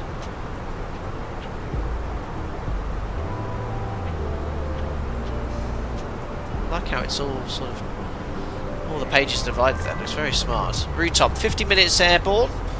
We're 52, so running a couple minutes late. We should have 4.2 tons of fuel. We have, ooh, 4,080. Alright, so we burnt an extra 100 kilos. Don't know why. I mean, we've been flying the flight plan fuel. It's unusual to have burnt a bit more. Rome, 3.4 tons of fuel used. Yeah, we burnt 3.7. So we burnt an extra 200 or 300 kilos of fuel.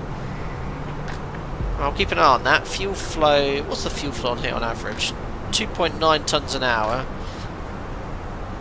Where's the fuel flow on this? Burning 2. God, it's thirsty, isn't it? When you're used to the Max with the Leap 1Bs, and that thing with 200 passengers on is burning 2 tons an hour.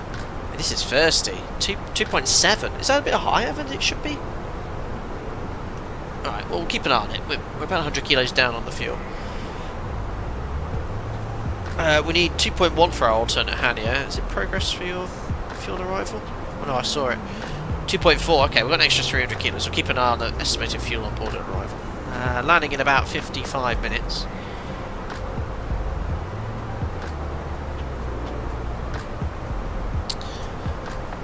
Technocat got mine done. Yeah, and froze your license, did you, on your last LPC? Would have been fun to have an ATPL LST done by the flight data sim. Yes, so obviously an LST to unfreeze your license, very good. Just did your little extra raw data and off you go. Yeah, much thirstier than the NG, but yeah, this is a big aeroplane. 230 seats, A321. I think it's like 90 tons. Gosh, sorry, man. Hell's Angels have just gone past my house. Clear the scratch pad. It's bugging me, said Josiah Plays. Okay. There you go. GPS primary. Then I can put no. I think that might be a Athena radar. Let's have a look here. Athena, yes. Please contact me, 129675. I can do quick tune. Radar Final 1 Charlie Whiskey, please confirm for clear for push. Yeah, Josiah Plays, I'll stop while Running 1 Charlie Whiskey, are you ready for push? Ready for push and start up, yes, correct. Base east. Clear for push, facing east, Final 1 Charlie Whiskey. Check in when we can. Ciao, Cavalcade, thanks for popping in. Alright, St. Charlie Hotel, dinner number 3. Wish me luck on the Agent 270. When ready, descend to 3,500 QNH 1014. Oh, of course, yeah, the Neo will have the Leap engines, Leap 1A, don't they? So that'll be a lot more fuel efficient. Through November Foxtrot, after, actually push face this guy's busy.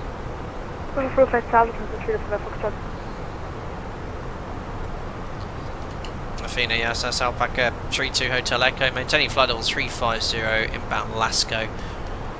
Okay, 32 Hotel Echo, Athena, radar contact, welcome, break AGN 1 kilo, descent 3,000 QNH. I don't think he's Greek. He sounds American.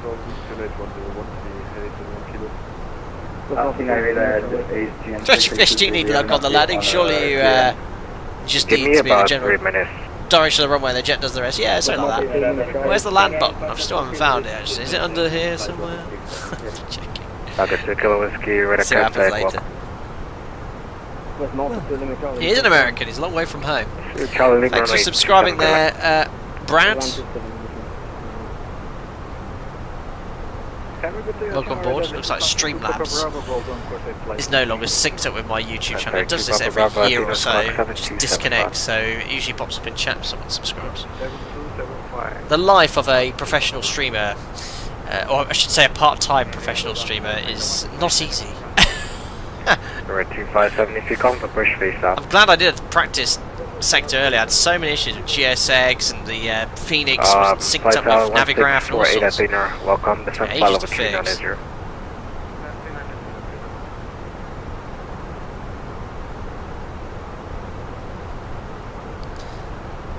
Agent 3223 clear. Ready for the clear, James. 332. Have you ever been to GEFORCE in real world? I'm thinking of going on holiday next year for obvious reasons. Very cool. I've never flown GEFORCE in real life. I think we fly there. Clear to Athena via the Apollo 1 Victor departure, climb flight level 100, squawk 1433, Virgin 3323. Right. 232 should be back correct. Information Charlie correct. Break agent 2 Mike Kilo wind calm. Runway 34. Aegean, that's was that an airline? Was that bailed out Aegean? I can't remember. They're still going quite strongly now though. 1 Charlie Whiskey, runway 24, taxi by Foxtrot Alpha. Foxtrot Alpha to Cockpit, 1 Charlie Whiskey. Taxi fully ready for departure. Taxi 1846, wind 250 north. Oh, I don't know why I can't get GSX to come up. It's not working. Shutting 4, Romeo November, Astus 2 Foxtrot, expect VOR 34. 5M with Ben, yoke or joystick, which one is your favourite? The yoke, of course. So right now I've obviously got the Airbus side stick plugged in for the Phoenix today, but I've got the Thrustmaster yoke for the Boeing stuff. And any airplane that's got a yoke, I'll plug the yoke in and use it. Where's your Malta 2 Charlie Lima, taxi by Delta, parking your discretion. Delta to our discretion. Quite busy, isn't Papa it? X-ray backtrack runway 34.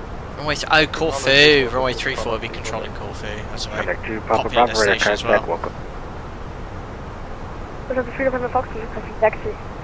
Free November Fox, runway 28, taxi by Charlie Foxtrot. 28 via Charlie Foxtrot, Free November Foxtrot. Agent 270, clear to RMP 15. Yeah, RMP 15. Jet 2, Mike Echo cleared Copar 1 Mike. Expect RMP. Copar 1 November, expect RMP runway 14. He's controlling several places. I don't even know where RP runway 14 is in Greece. Enter 4 November Hotel, cleared Copar 1 November, expect RMP 14. Don't be many external views on the channel. There we are. Cruising nicely. This guy's covering the entire flight off of Greece, wow. No wonder he's so busy. 040 Athena, ready to contact climb flight level 170. Climb flight level 170. Orange 6, Charlie Hotel clear. Super busy. Orange 6, Charlie Hotel clear to destination as filed, the LRT 1 Foxtrot, climb flight level 80, squawk 2077.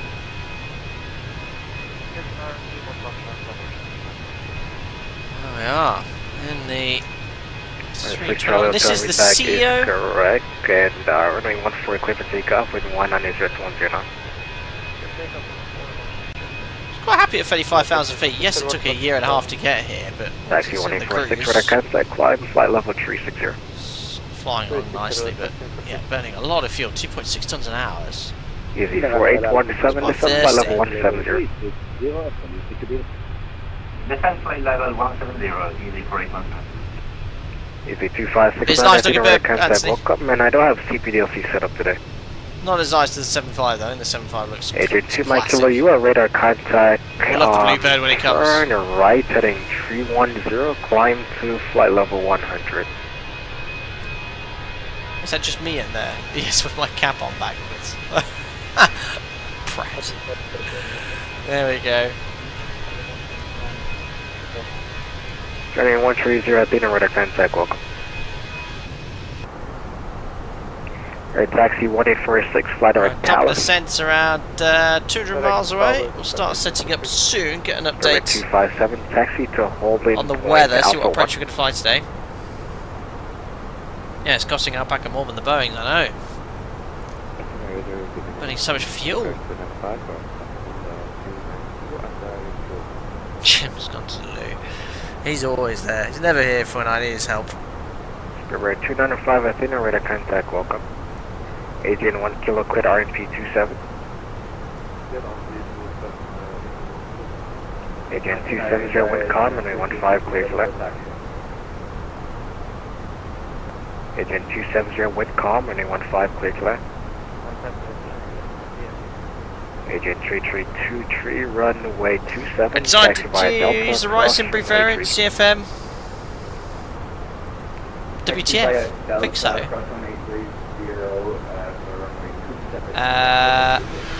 Yeah, CFM Phoenix A321, no extra fuel tank, CFM 565B3. I hope it's the right one. I did see there were so many sim brief profiles, loads, for the Phoenix. I was double checking which one. And I was sort of torn between these and the, is it the IE engines? But I thought, oh, you know what, I fly with CFM, so I use these engines. Kept it simple. Under 3 Papa X-ray, runway 34, clear for takeoff, wind 30 at 8 knots.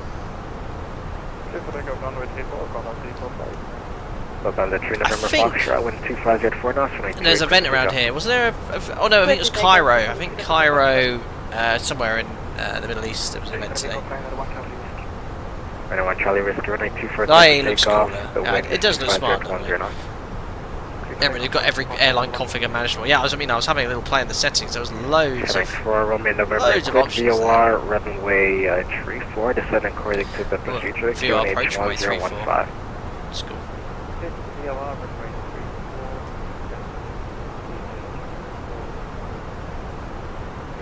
And to your 4 November Hotel, cleared for the RMP runway 14, descend according to the procedure, QNH 1014. I still want to know what RMP 14 is. Because I'm not a fan of the IA engines because they've got EPR. Oh, do they? Like the Rolls-Royce engines. Quebec, fly heading I'm not a fan of EPR. 350, descend, fly level 1. Oh, should I have air ports on? Yeah, there we are. I'll get some situational awareness going. Superb. Yeah, there's always quite a few events on at the weekend on that sim. I mean, have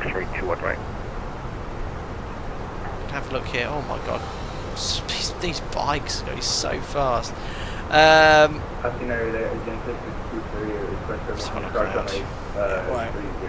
Oh, Munich, they're doing their annual 12-hour event, aren't they, as well? God, look at this. It's an A380 on the grass, and he's just logged off. My goodness me. Yeah, Munich as an event. Frankfurt's just being Frankfurt, just incredibly busy. Not as busy as Munich with the event going on. Whoa! Oh, that's Munich, I thought that's somewhere else. Wow, it's busy. Is it busy in Olbia? Oh my goodness, look at that! There's a lot of aircraft there.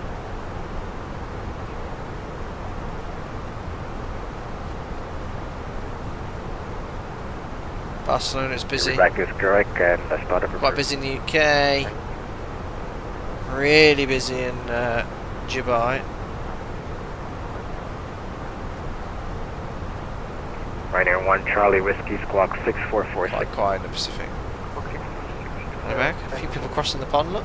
Agent 320 Athena, so there's a few little jets as well, isn't there? 290. It's quite curious to see what people are flying. No flight plan. Agent 270, taxi to park in your discussions here. A340? Oh, why has it got such a small little airplane icon? What's this? Agent 322, no flight plan. There's quite a few aircraft on plans of just no flight plan. He's just going for it. Ryanair 1 Charlie Whiskey, radar contact, climb level. You should turn this off though, because it uses up a lot of PC resources. Needlessly. Times at 3 November Foxtrot, radar contact, climb level 240. Times level 24, the rule from the November Foxtrot. Actually, yeah, you did a little touring in Europe. You went to Munich, didn't you, in the UK? Very cool. Kilo at the, start your tyre training, you have to come to Bergen. Ah, you're still controlling ground. I do see you sometimes make posts, Simbear, regarding ATC. Very good. 3 Papa X-ray, radar contact, climb level 240. Well, there you go, look, Josiah. Ahoy High has given you a way of having the IE engines, but with the N1 gauges for us. 040, fly direct. Is that just a workaround, or can you actually have the IA fitted with no EPR gauge, just N1, and EGT and N2, etc., etc.? Agent 3 Kilo November Athena, radar contact, climb flight level 250. So we look at this weather as well. Oh look, it's coming a little bit more westerly now, so 170 at 14. And that was actually 30 minutes ago. So that's now just a... Anyone else needs a clearance? Yeah, now down to a 4 knot tailwind. It's probably going to become southerly by the time we get there, direct crosswind. And it's probably someone in the Blériot. Brilliant. Track 588, climbing to level 370.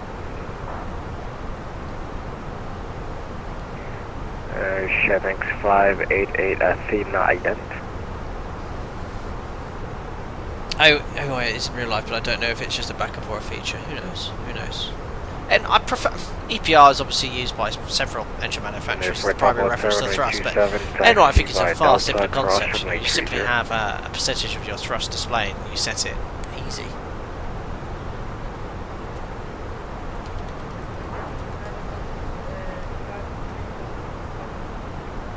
Who's calling for 5 minutes?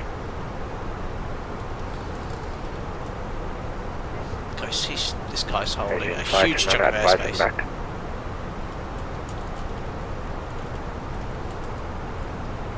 Agent 3 Charlie Quebec, descend to 7,000, Asian. 1013.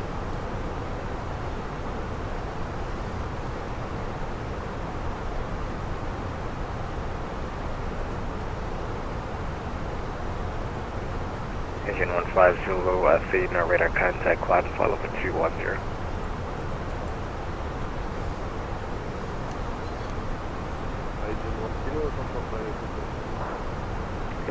And so you're flying without constraint mode. What? A? What's that to do?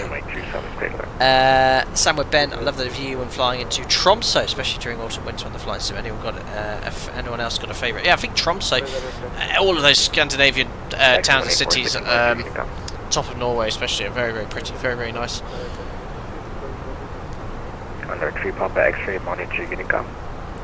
I've not done any flights in Scandinavia recently. I used to do quite a lot.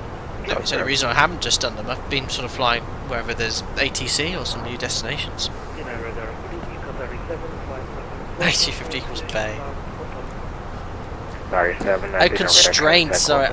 Hold on. You're flying without constraint mode. Yes, that's the mode on here. On the approach we select that on, but airport I think in the cruises gives you better situation awareness. There's Athens anyway.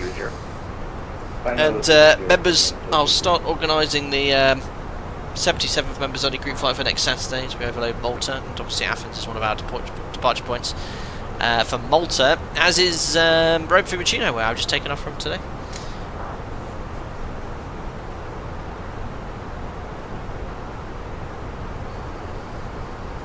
I'm still on the fuel check at Takeoff anyway, because obviously we're a little bit putting a little bit more fuel on this sector than we were flight before. level 130, expect vectors, ILS X-ray 21 right. Beautiful, the sun's going to start setting soon, especially as we fly southeast. There it is.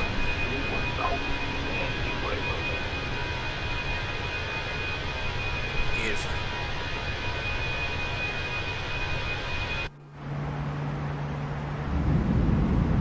Oh, the cabin sounds are really, really cool. It's also one of the best cabins on any add-on. Oh, I forgot to show you this cabin, essentially. All Alpaca Airways.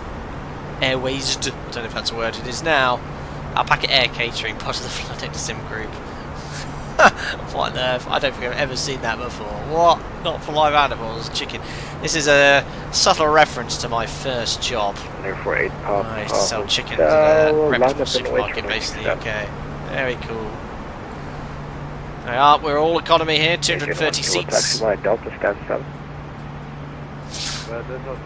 The Alpaca way to fly around the world. A parachute can be found under your seat. If the prior customer hasn't used it on the last flight, your safety is your own responsibility. Can you actually get this out? What's that? I've not seen any of this before. Do not rest your feet or pause here. Comic Sans. Wind is now 170. I want to see the full safety card.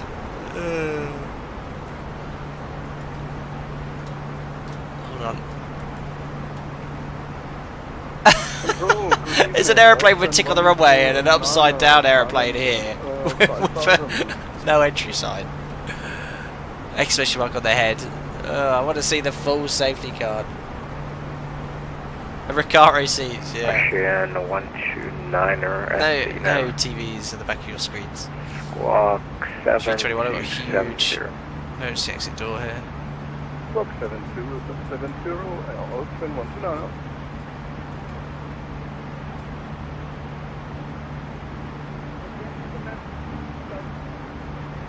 Roger. Very cool.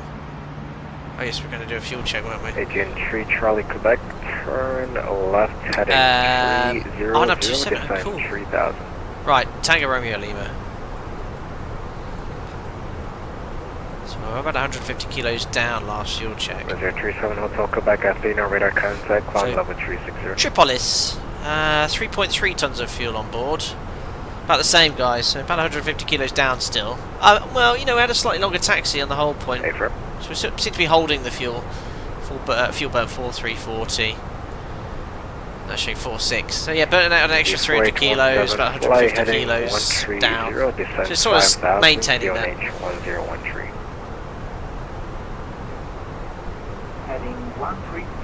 Just loving the long boy. Yeah, I know, I just wanted to fly the 321. Got the 319 as well.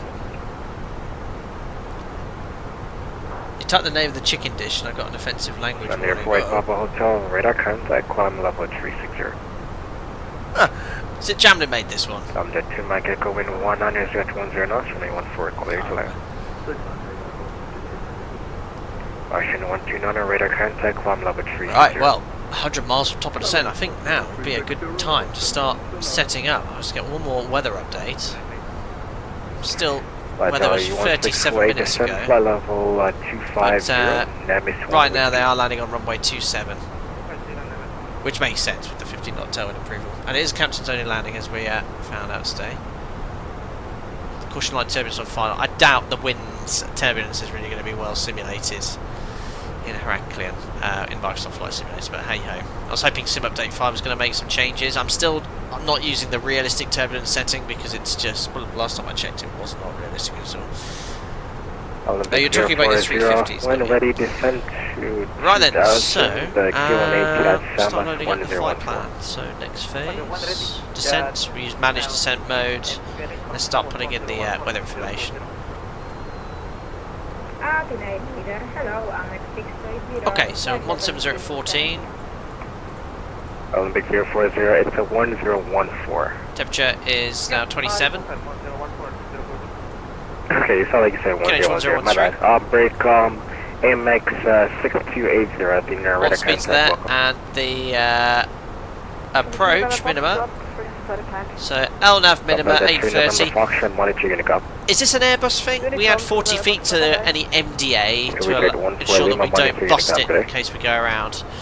So we'd set 870 a mile approach. I'm just going to do the same here. So we get 2 Foxtrot Charlie monitor unit come. That way if we do go around at the minimum score, you at least won't go below the 30 foot MDA. Let's check the routing then, because I've sort of filled in this approach page. So coming in from Zavis. So Zavis 1 Alpha, it's basically a straight line, and then make a right turn from 136 track.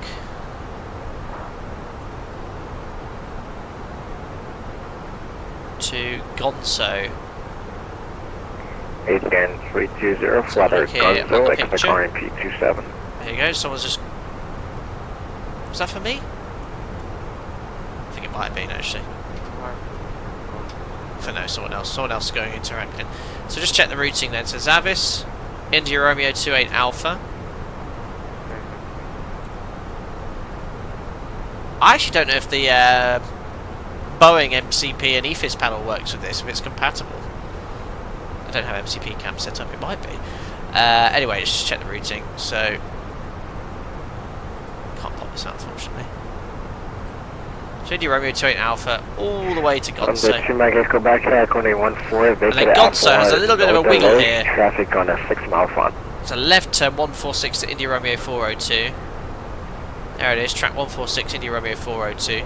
Max speed 185 knots, which is coded. And therefore, November Hotel, reduce the final traffic is backtracking when it's 19. After India Romeo 402, we don't go via Bassas, that's if you're coming further from the east. India Romeo 401 next. India Romeo 401, 2,300 feet. Checks. India Romeo 400 is the final approach fix, 2,000 feet, and reduces speed to 164 knots. So lateral routing's all correct. RMP 27. IR 400, down to the runway.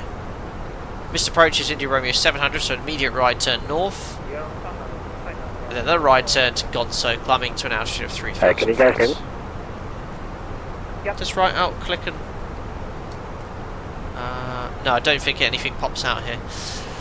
So there we are, look, we've checked the lateral routing and the vertical path. It's all as per the charts. MSA, obviously all the terrain is on Crete itself, 10,200 to the south, highest terrain. Northeast is 4,000 feet, which is our arrival routing, which is good. Our missed approach course takes us to 4,000 feet MSA, but 3,000 feet is the missed approach altitude. Very well noted.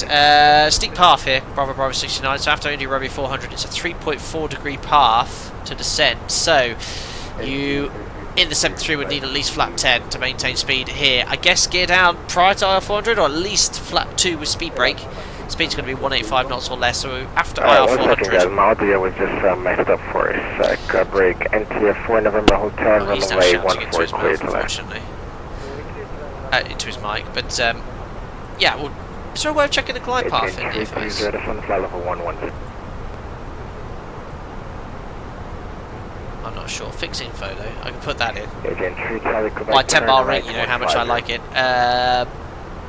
Lima Golf, India Romeo, and then is it 27? Easy 4817, turn left, 330. Did a thing. Agent 529, fly heading off 110, descend flight level 130, expect ILS X-ray 21 right. There we are, 10 mile ring for my 10 mile cyan ring for situation awareness. Agent 529, okay, so yeah, steep slope, got in that configuration, we might have to use speed brake flap 2 or just drop the gear sooner. Alright, we've covered the approach. RMP approach, you discussed the how you're going to fly it as well, because it's classed as a non-precision approach. So in the 7.3 I'll talk about the modes we're going to use, how we're going to configure. I'll just Airbus it in, we'll be fine. I got runway 27, 2,700 metres, landing distance available, a little less beyond the threshold, 2,200. I think Charlie's ideal. It's quite short, but I think we'll go full flap and see if we can do it. So, arrival performance, runway 27 dry, apply meta. Uh-oh, someone's made a mistake. Just double check the weather hasn't changed.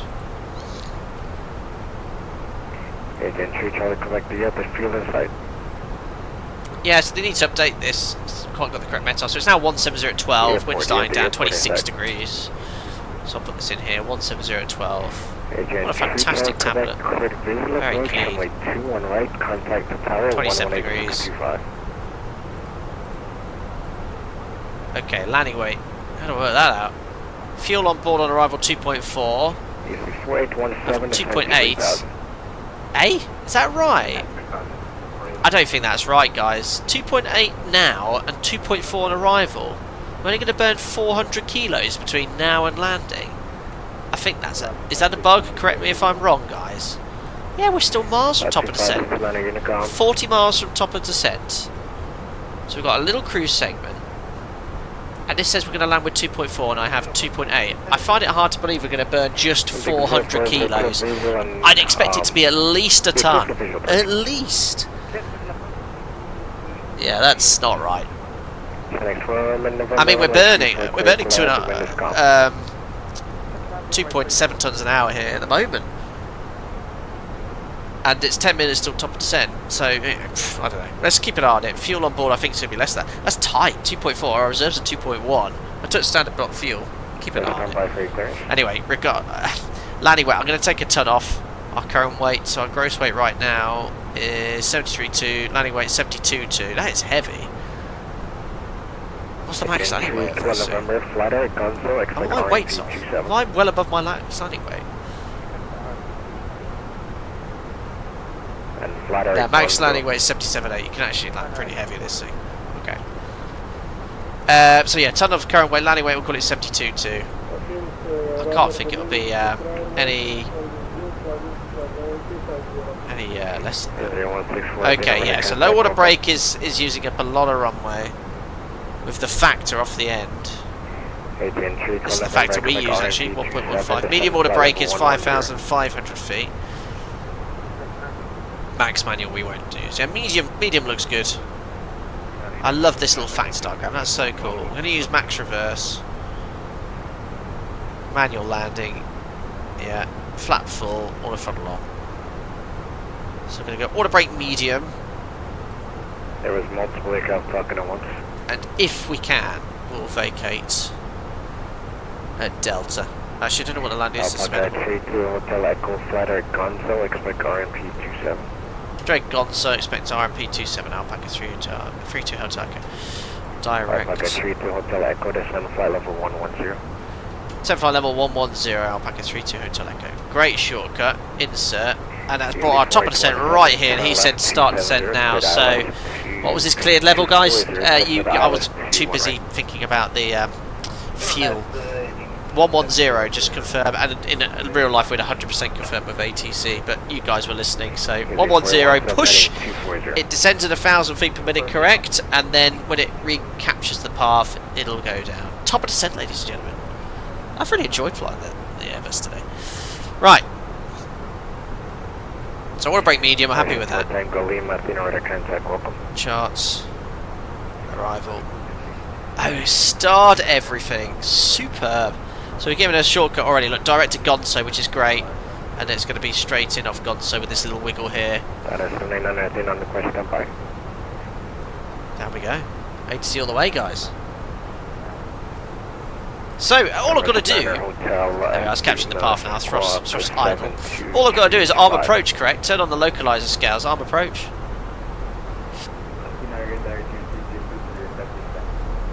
There we are, Gonzo, 402, boom, done. I'm Airbusing. I'm Airbusing. Fly 1648, descend flight level 130. Oh, MK Studios announced Fort Lauderdale, very cool. All we're going to do is make a cup of tea, I know. And if you look in the distance, there is the island of Crete. Superb. Activate approach on the FMS. I remember talking to V1 Simulations about this. He does it below 10,000 feet, correct? And does it do it automatically or something when you select localizer scales? I can't remember. We'll make sure we've activated approach. Turn left 18 descend 2003 join. Hear that bass. Easy 4817. It's fuel on arrival still. Turn right. Oh, it's gone up 2.5. The most fuel efficient aircraft ever. I just. What's the fuel flow here in descent? 200 kilos in descent. That's really low. Is that why it's? Wow. I don't know. Anyway, I'm just comparing to my CFM in the 7.3, which burns 300 kilos. 200 kilos usual in this? It could be. I just don't fly this aeroplane. That might be actually why the fuel arrival's so low. Anyway. Descend 5,000. Peter, what anti-aliasing are you using? Is that the TAA with frame generation times 2? And it's set to 60, so it can go up to 120, I think. Otherwise, I get weird stuttering if I click off screen. Activate approach mode on MCD when you want to decel, roger. I think every Airbus operator does that differently though, because I've had so much input when I fly the Airbus, and I think it varies so much between different airlines. How's the volume for VATSIM, guys? Because obviously he's speaking quite loudly, and I've adjusted the volume accordingly. But okay. Look at this. We'll try to remember to start the replay tool today. We'll get some lighting sorted soon. It's been 320 descend 3000 QNH 1013. Ah, cool. Yeah, that's broken. 3 till November descend 3000 QNH 1013. There you go, that's the FMS lighting. Good evening, Emirates 44, mate, inbound, flight level 350. Easy 4817, turn right 150. What on earth is this, by the way? On the Airbus? Is that to do with seating position? I remember seeing that. It's got such a fat armrest as well, doesn't it? Lima Alpha clearance. Can't touch it. always wondered what that is. I think it's something to do with eye points and seat That's positions. Alpha clearance. Agent 15, so we'll expect the VOY Yankee. Oh, a bit crap, I've got all the Airbus logics, me too, I know what it's doing. Staying on path, it's a little bit above target speed. Sometimes it says more drag. Fuel below 3 tons? I didn't realise it said that. Stand by. Oops. Agent Oh yeah, that's for the VOY Yankee 29 Hoppy, right. isn't it? Oh, settings for the armrest, okay. Yes, seating position, you know how to set up every time you're in a plane. Oh, right, okay. Here we are on the 7.3, just adjusting the height, rudder pedals, that'll do. True Papa Sierra being on request. No way. That's cool. Alpaca 2 Kilo Whiskey, turn right heading off, actually turn left heading 070 for chat. I think that's the guy behind us. He's probably getting a little close. I don't know if we can see him. Oh, it's going to be a beautiful approach. Look at that. 040, runway 33, clear to land. The wind at Stamos 180 at 7 knots. That's really cool, Lisium. I mean, yeah, there's so much thought into aircraft. I just love to have a go. Stand by. Dyno 76. And I've got enough experience flying it. I mean, we have jest on this channel about this aircraft, but there's enough. I have enough basic knowledge to get it from A to B now. 1 Echo Climb, flight level 820, squawk 1413. Does it just plays? On my test sector I was getting more drag, yeah, somewhere. I thought it was the FMS, but yeah, I think you're right, it was on the PFD. So I can see it says FAP here, which obviously is in association with this RMP approach. And I think as long as I've got approach captured, I can set the missed approach altitude correct and it won't level off. Correct when you're ready for push, face south, QNH 1014. That's cool, isn't it? Really nice. Alpaca 2 Kilo Whiskey, direct Gunzo, expect RMP 27.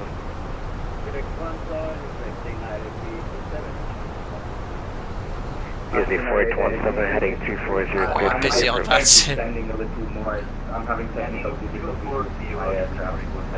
Someone having technical difficulties. Agent 529, turn left 270. This controller's got a lot to do.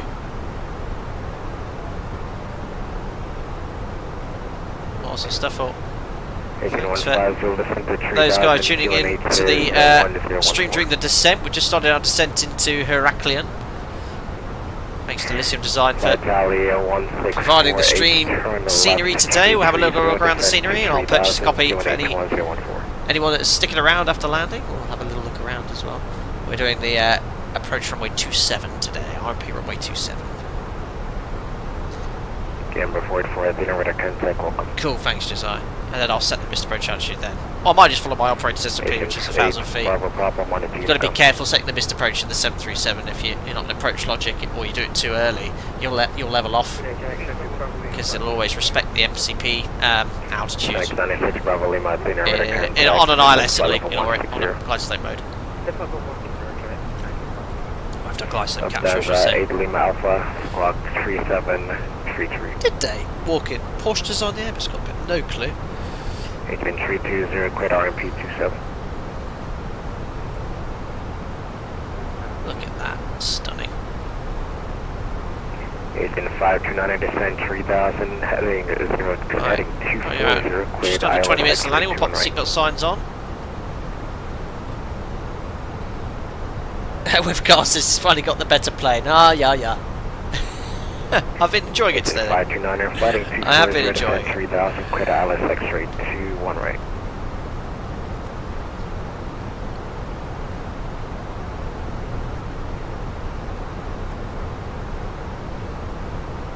That's doing all it needs to do at the moment, isn't it? Holding the speed quite nicely. It's on the green dot path.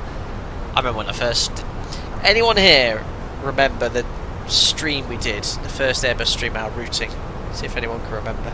Actually, I can't remember. No, I think I can remember. 5x5. It was a long time ago. It was the Tolis A319. God, it must have been 6-7 years ago. I remember where we took off from.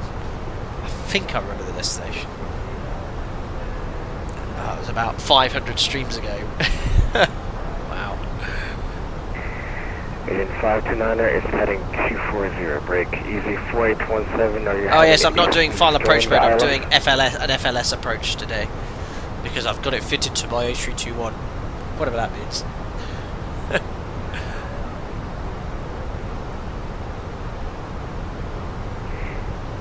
4817 again. Oh, look at this. Are you having issues joining the ILS? Not yet,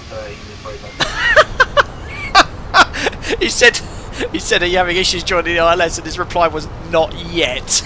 Alright, you guys are consequently stand by for 5 minutes. Sorry, it tickled me. That is so funny. Not yet. Actually, I think it was. Correct. Toulouse. I think we had Toulouse landed in London City in the 319. A long time ago. In X-Plane 11. My goodness. 187 Charlie, money 2 Unicom. Well, he knows his limit. It's inevitable. Right, how do I turn up the brightness here? No, that's actually not too bad. It's okay at the moment. Right, coming up to God so soon. Easy 4817. Ah, this best tablet. All flight sim add-on developers needs to take a leaf out of Phoenix's book regarding how to do an EFB. I think it was Casey Pilot that made this. Right, So good. degrees to the right. Just works really well. Adrian 332. They're listening to the push-pull days. Yeah, push it, pull it. No clue what's going on. Adrian 3323 is having a malfunction with the aircraft right now. It's trying to recover something. This is the same guy. He's listening. Adrian 3323, Roger. Oh, Roger. Having a malfunction, Roger.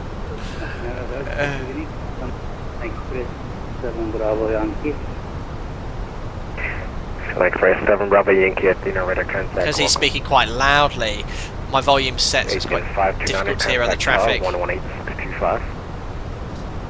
I think it's redesigning the EFB, really. I'd go along the lines if it ain't broke, don't fix it, but it's very nice. Again, 529 118.625. Looking good. So I think this controller's going to clear us all the way down. Yeah, we only have Athens online regarding airports, so this controller's going to give us out. Okay, 30 Hotel Echo, send 3000, QNH 1013. Send altitude 3000 feet, QNH 1013, Alpaca 32 Hotel Echo. 3000 feet set. 15 Zulu, clear for the approach. Set QNH 1013, passing 11,600 to 3,000 feet, and the standby altimeter set. Again, 320, runway 27, clear to land. The wind is 170. Yeah, the PMDG, it's a great add-on. It's a little bit behind the times regarding, I think, the tablet and the sort of integration of other features. It's gotten better, but the tablet is very simple compared to this one. It's really nice. Flight 1648, contact approach 132. But yeah, 9875. I've said it before and I've said it again. I don't know much about Airbus and the logic how it flies, and I know the Airbus guys obviously will give you far better information. But as a package, I think this is probably one of the ultimate airline packages available. Anybody does the simulator.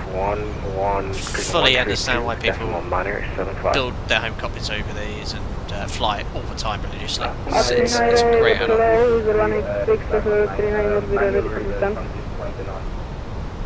Alright. Please stand by. There we are, right, passing 10,000 for 3,000. Bravo Lima, you're cleared for the Astos so 1 fuel, Papa, expect the VY yeah, we have to save that fuel at 2.6, still only burning, well, the engine's spooling up now. Oh, that's the only thing I don't like about Airbus. Why is it in climb mode, but thrust being added, descending? Lights coming on. 79er, taxi only point 28 by Charlie Foxtrot. And no, we need to change the angle of bank. Pressurization's been fine all day and set. Belts are on. No faults. Checks complete. So again, I can leave it in this mode right now. It's commanding a speed just below 250. Does it need a little bit of speed brake to help out? It's doing sort of 255 knots. I'm getting a little bit high on profile speed. I feel like it needs a little bit of drag. Yeah, I'm just going to extend the speed brake. 3 Papa Sierra clearance.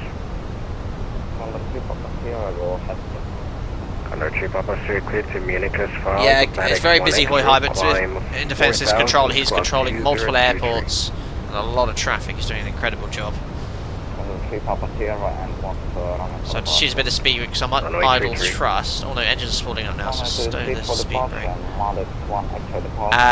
Gonzo then, still commanding 235 knots in IR402 185, so it's coming. Is that D for decel, I guess?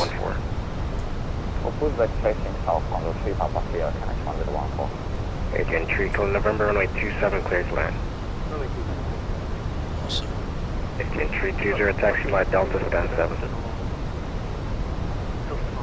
How am I doing, guys? Oh, my path's escaping me again. Alpaca 32 Hotel Echo, cleared RMP 27. And Daft also cleared RMP 27, Alpaca 32 Hotel Echo. Fenix 96 Bravo Lima, cleared. You still use the localizer scales. More drag! I'm using it. Oh yes, look, and this is the FLS sort of. This is like integrated approach navigation on the 7.3, so you have a virtual glide path based off the RMP approach. It's really cool. More drag. Take Gonzo we're coming up to here. Select the RMP chart, and then the next speed restrictions are IR402 max 185 knots.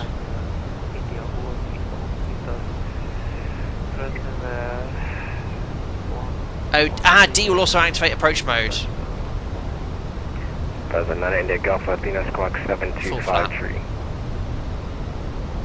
And now it's commanding. Oh, I don't want to do 143 knots though. So this is something that V1 simulations told me and observed. You can open the speed window and bug what you want. So I want 185 knots, and then just push it in when you're at the other thing. Can I take flat one at 235? Yes, I can, because I'm going to be at 185 knots here or less. So slats extending. 934 Athena, climb level 370. Oh, I'm getting a. Alpaca 2 Kilo Whiskey, quit RMP. I'm getting a ding. I don't know what that was. It'll only go to the green dot. Ah, okay. But if I want to fly at exact speed, I have to open the speed window, don't I? And that's what you happen typically on busy approaches. I know it's not busy here. You would open. Or in the 7.3 you bug exact speeds as opposed to fly the minimum flat speed. So, for example, on Stansted, you know, they won't say fly your flat 5 speed, they'll say fly 180 knots till 10, 160 till 4, so you've got to open the speed window. Oh, cabin ready, cool, cool. So there you go, 185 knots is fine for now. Obviously a bit of thrust has been added now, so... Have I still got the speed brakes out? No, I don't. But I'll arm them ready for my approach. Still doing a CTA. So what, the path was like saying high, now it's in a really shallow descent. Anyway, we've got ready for our base turn, or intercept max 185 knots we're complying with. There we are. I'm going to start my recorder. Agent 150 on a 29 right, clear to land. Perfect. Look at that, guys. Photoshop. 0186 has been radar contact, welcome. Awesome. Below S, select. Oh yeah, I'm actually. Roger. Flat 1. Okay, correct sensing, arming approach. Stand by, please. F lock, Alt F, GS selected. Look at me airbusing. Transavia 654 Athena. I'm going to fly 180 knots now. Climb 6000. Squawk 6451. That is just beautiful.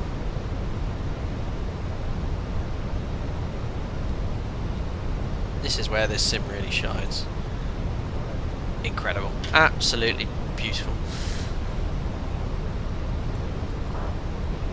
Vanish to Mike. You can 100% fly below S speed flat 1, S speed in flat 1 retraction. Airbus talk. Oh, do I need to step down in altitude? Otherwise, yeah, I'm going down to 2,300 on the chart. I don't want it to level off. So 2,300 feet set. I'm doing Boeing stuff now. I don't know if it will level off or not. I think it would have done. Oh, Airbus dots, but my heading bug's open. Hey, I did do that on my test sector. Set runway heading. I guess 270. Set. And now I can. I believe I can set my missed approach attitudes. It's like a false glide slope capture, isn't it? Read your FMA. Speed FGS F lock. LNV now. I think I'm airbusing. You know what, now I'm going to push my speed window in. I'm at 7.8 miles, I'm going to go flap 2. Alpaca 3-2 Hotel Echo, established RP 27. Alpaca 3-2 Hotel Echo, wind 170 to 12 knots, runway 27 cleared line. Runway 27 cleared to land, Alpaca 3-2 Hotel Echo. Oh my gosh, F-lock. At Mr. Approach altitude 3,000 feet set. Oh yeah, I am Emerson. Hey, I'm doing a good job, right? This is good, this is correct. I think.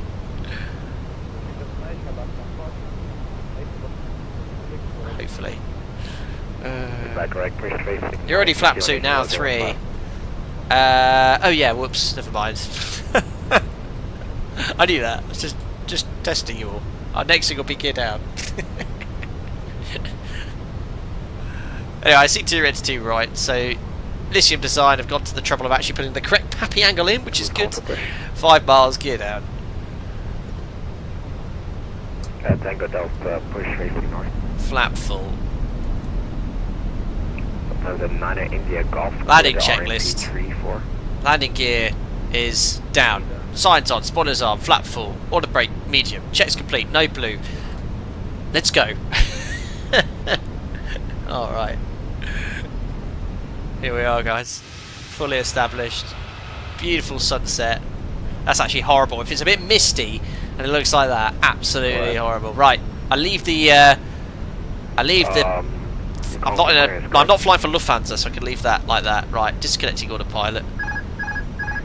What airport you at? Okay, 2 reds, 2 whites. I'm following my flight directors all the way down. I've got a little crosswind from the left, 7 knots. It's died down as the sun has set. Landing no blue. Hey, what? No blue. Landing checklist, no. Hey, have I forgotten something? I don't know. I can't see no blue. Checked. Continue. And it's doing that special auto throttle thing where adjusts thrust as required. Ooh, it's going to go slightly below the flight director bar, which my rate of descent to 1,000 feet per minute max. Because it's such a steep approach, 3.4 degrees, you'd probably be needing to maintain around 800-900 feet per minute anyway. A little bit off centre line here. 500. Check. There's that. There's that second red. There she is. Dino 789 radar contact, climb, flight level 250. Check this out, guys. I am Airbusing. Disregard. Hey, I'm high. Flight slow. Interesting. Dino 284, go ahead. 40, 30, 20, retard. Dino 284, clear to Shamrock. Come on. That'll do. Right, speed brake up. Reverses. Gently lower the nose. Oh! Wasn't too bad. 100 knots. 80 knots. Manual braking. 60 knots. Cancelling reverse. Ladies and gentlemen, welcome to Heraklion. I airbused just fine. The 321's hard to land, isn't it? Firm one, gently. I don't know. It wasn't that bad, was it? Hey, I think I did okay. Hey, it felt really good on landing. Very control wheel steering-y. Alpaca 3-2 Echo vacated runway 27 Heraklion and Charlie. Alpaca 3-2 Hotel taxi at Delta standard free choice here. Delta standard free choice. Alpaca 3-2 Echo. Great job. Bye. Appreciate it. Thanks for flying. Flight Delta. In person.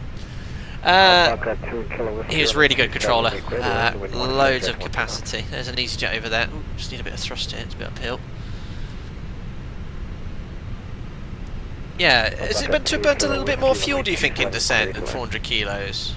I mean, it said only 200 kilos an hour per engine in descent, so it makes sense. But anyway, thank you, Lisium Deisgn, for this beautiful Heraklion scenery. It's just like every Greek airport looks the same. Looks amazingly detailed. So, any stand preference, guys? Should we take one of these tricky remote stands? I'll let someone choose in chat. I'll just take the lights off. And strobes off as well. Weather radar can come off. See if anyone in chat wants a particular stand. There's an EasyJet there on a remote stand, so looks like there's sufficient tail clearance. Stand 3 to 21.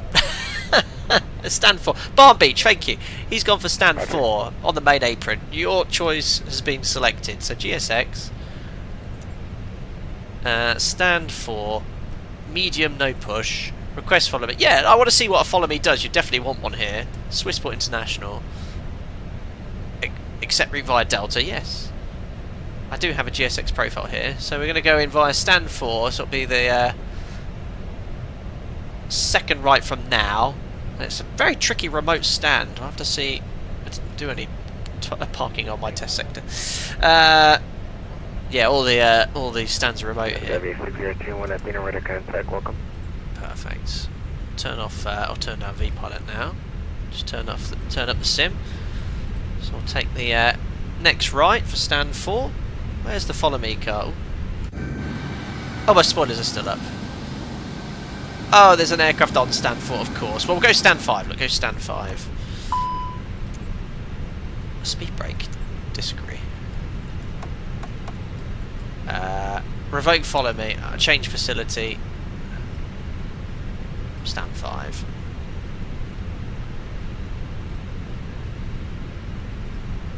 I've probably broken the follow me car now. No, the follow me car was in the right position though for stand 4, but we'll go for 5 now. There's the marshaller. Don't really need them there. Flaps up, thank you. APU start.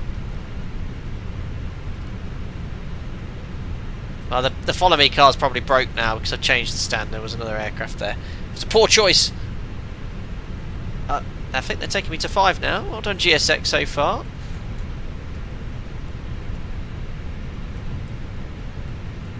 Yeah, it's giving me the actual route to fly. I've got a GSX profile for the scenery, which is good. It's quite a tricky one, this. Oh my gosh, what is that marshaller doing up there?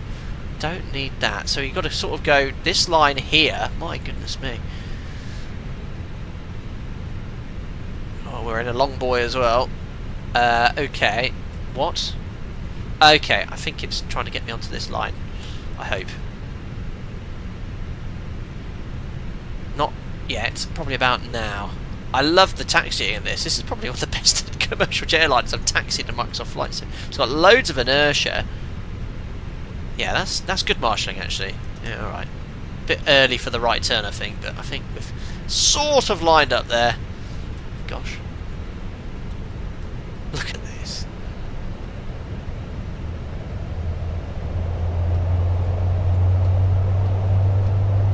To stop.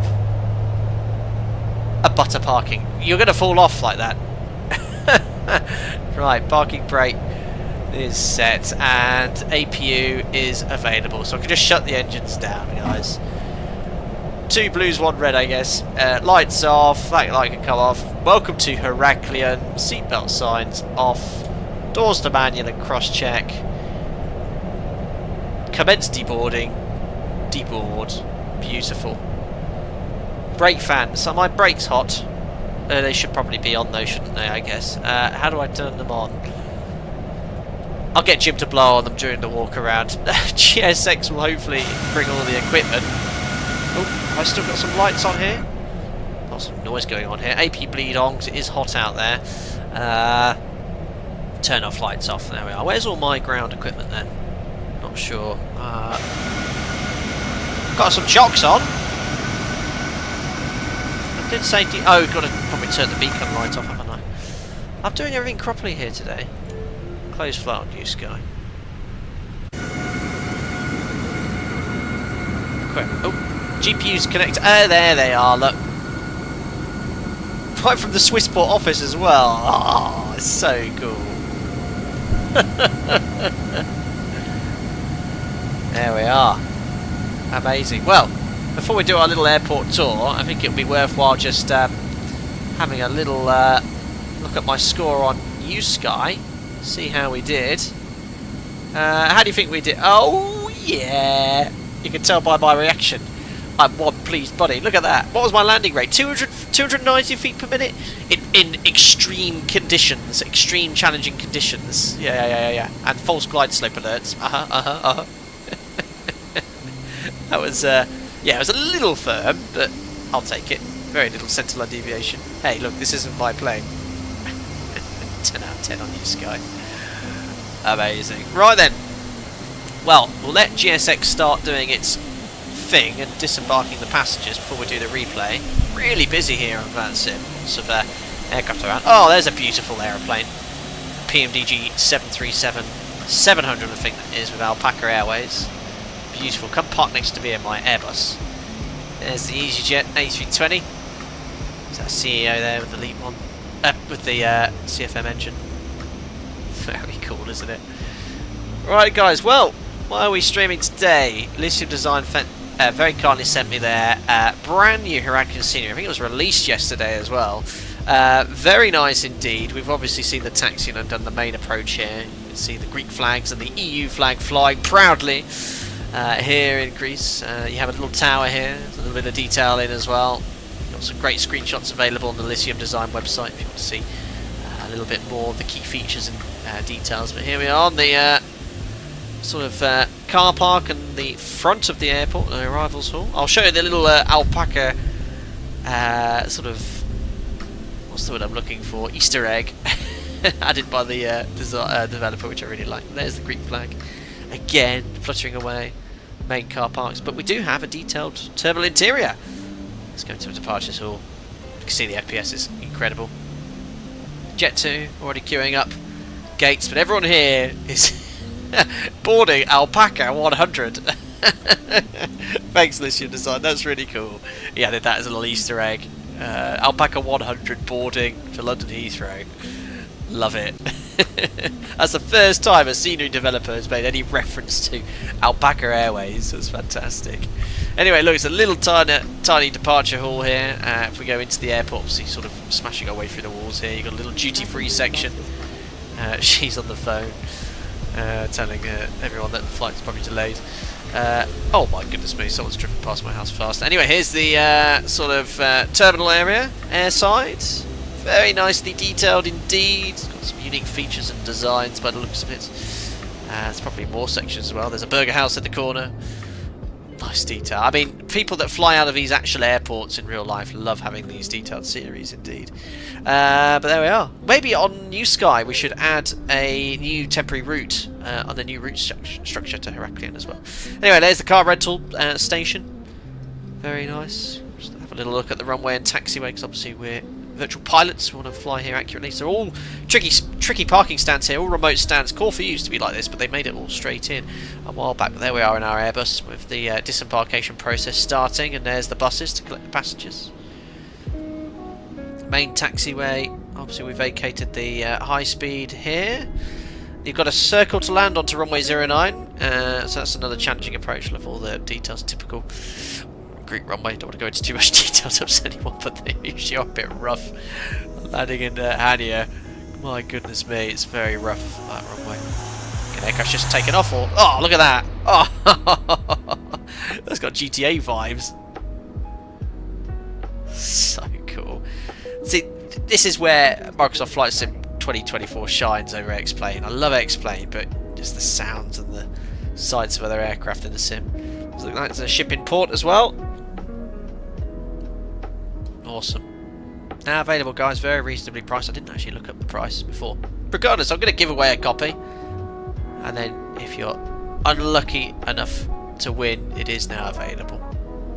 Very nice. And I love all the mesh here and the detail, the kind of raised taxiway here. You wouldn't want to do any single engine taxi going up this hill. Very steep. Awesome. And there we are in our A321. Very glad I took this aircraft. So what an add-on. The Fenix Airbus is just phenomenal. Awesome stuff. Well, let's run a little giveaway then for a copy of this scenery. I'll just turn Microsoft Flight Sim 2024 a little bit down here, because obviously the APU is running to keep nice conditioned air in the cabin. And I'll get it all set up in the background. So, let's head over to Nightbot. Giveaways. Alright. Next, anyone could enter, putting in the code in now. Only type in the correct answer to the giveaway once. Alright, so how this works is, I'm just setting up now in the background. So I'd like you to type in chat if you'd like to enter the giveaway, the 4-letter ICAO code for this airport. It's begins with L, ends in R. Type it in chat only once, and then you'll automatically be entered into the giveaway, which is right here in front of you. So there you go. Josiah's the first one. There you go. It's been entered. Plainly is next. You can see it's been added. There you go, Anti-Till. You get the idea, guys. And it'll add everyone who types it in chat once. And if you do it more than once, you get kicked out because it has an anti-spam feature. So there you go. You've got the idea, guys. So if you are the winner, if you're a member, you can get in contact with me via Discord, or I'll contact you. If you're not a member, a regular subscriber, what you need to do is message me on Instagram.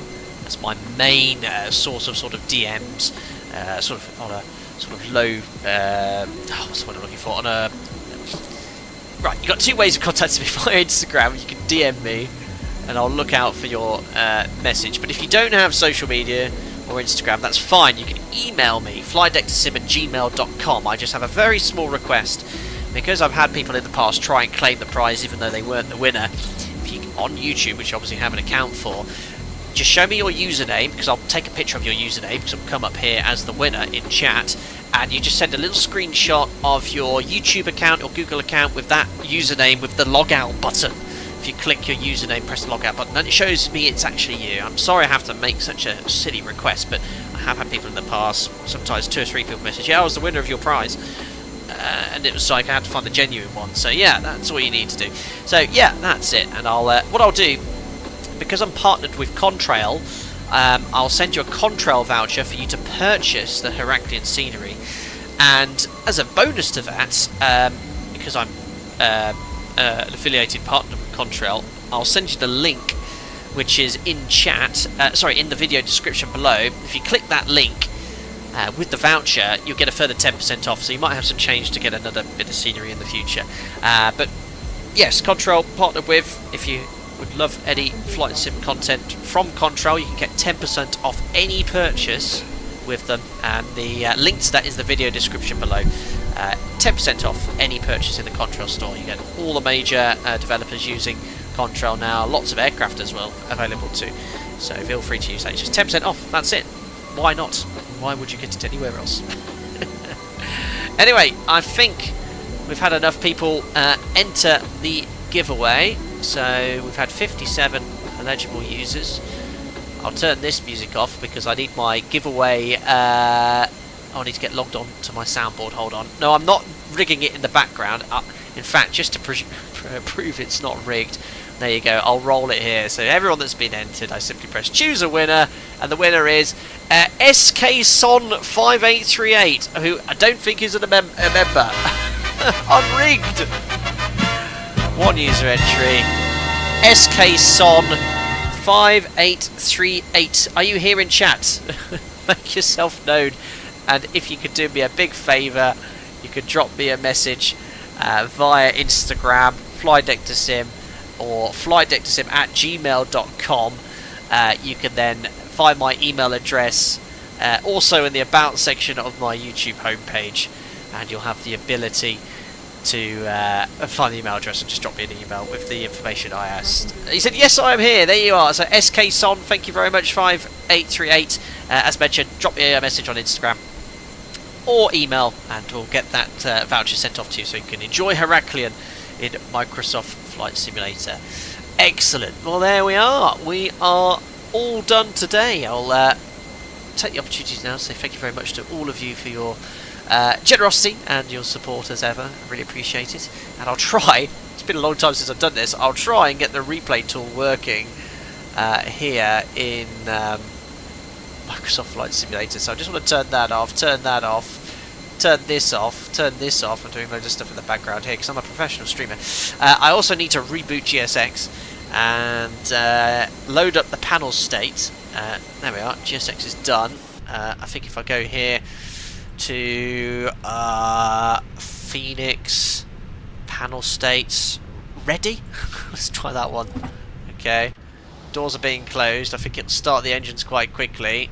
Full flat for the approach, arm the speed brake. Let's see how this works, here, I'll press that, press play. Terrain ahead. Oh my gosh, it's doing things. Yeah, the gear's coming up. Maybe if I just speed it up slightly. Gear coming down? Gear's not coming down. and the rat's deployed. Maybe if I quickly learn the panel state again. It's just, yeah, we just need a decent replay tool. I can't even drop the gear. How do you replays in this sim? Just can't do them. X-Plane. Take a leaf out of X-Plane's book. Well, I could. Okay, look, the gears come down. The engines are the engines now running? No, it's completely dead. I think I might have to. I think I might just have to end the stream. Activate. No, it's not happy at all, guys. Cockpit doors are opening. You're just dope, to be honest. Alright, well look, I'll stop the replay there. Open the doors. We'll conclude the stream anyway. Well, we tried. I think we used to do it. Didn't we? Anyway, look, it doesn't matter. Again, I'll say my thanks to the people who donated, to the members for your continued support, to the regular subscribers, thanks for popping in, supporting the channel. Don't forget to like and subscribe if you're watching in the background. And SK Sons, enjoy your Heraklion scenery when I get it sent out to you. Anyway, I've got one more day off tomorrow. I am busy, unlikely to stream. I am working every day in the sim, but nice shifts. I'm doing tight rating sessions, which is good, so if I get some time, I'll stream after work, so I've got some sort of middle of the day, end of the evening streams. But yeah, I'll see if we can get the FlyJ Sim 737-200 in the next few weeks or so. I can't wait to start flying that aircraft again. Anyway, look after yourself, guys. Enjoy the rest of the weekend, and I'll see you all soon. Cheerio!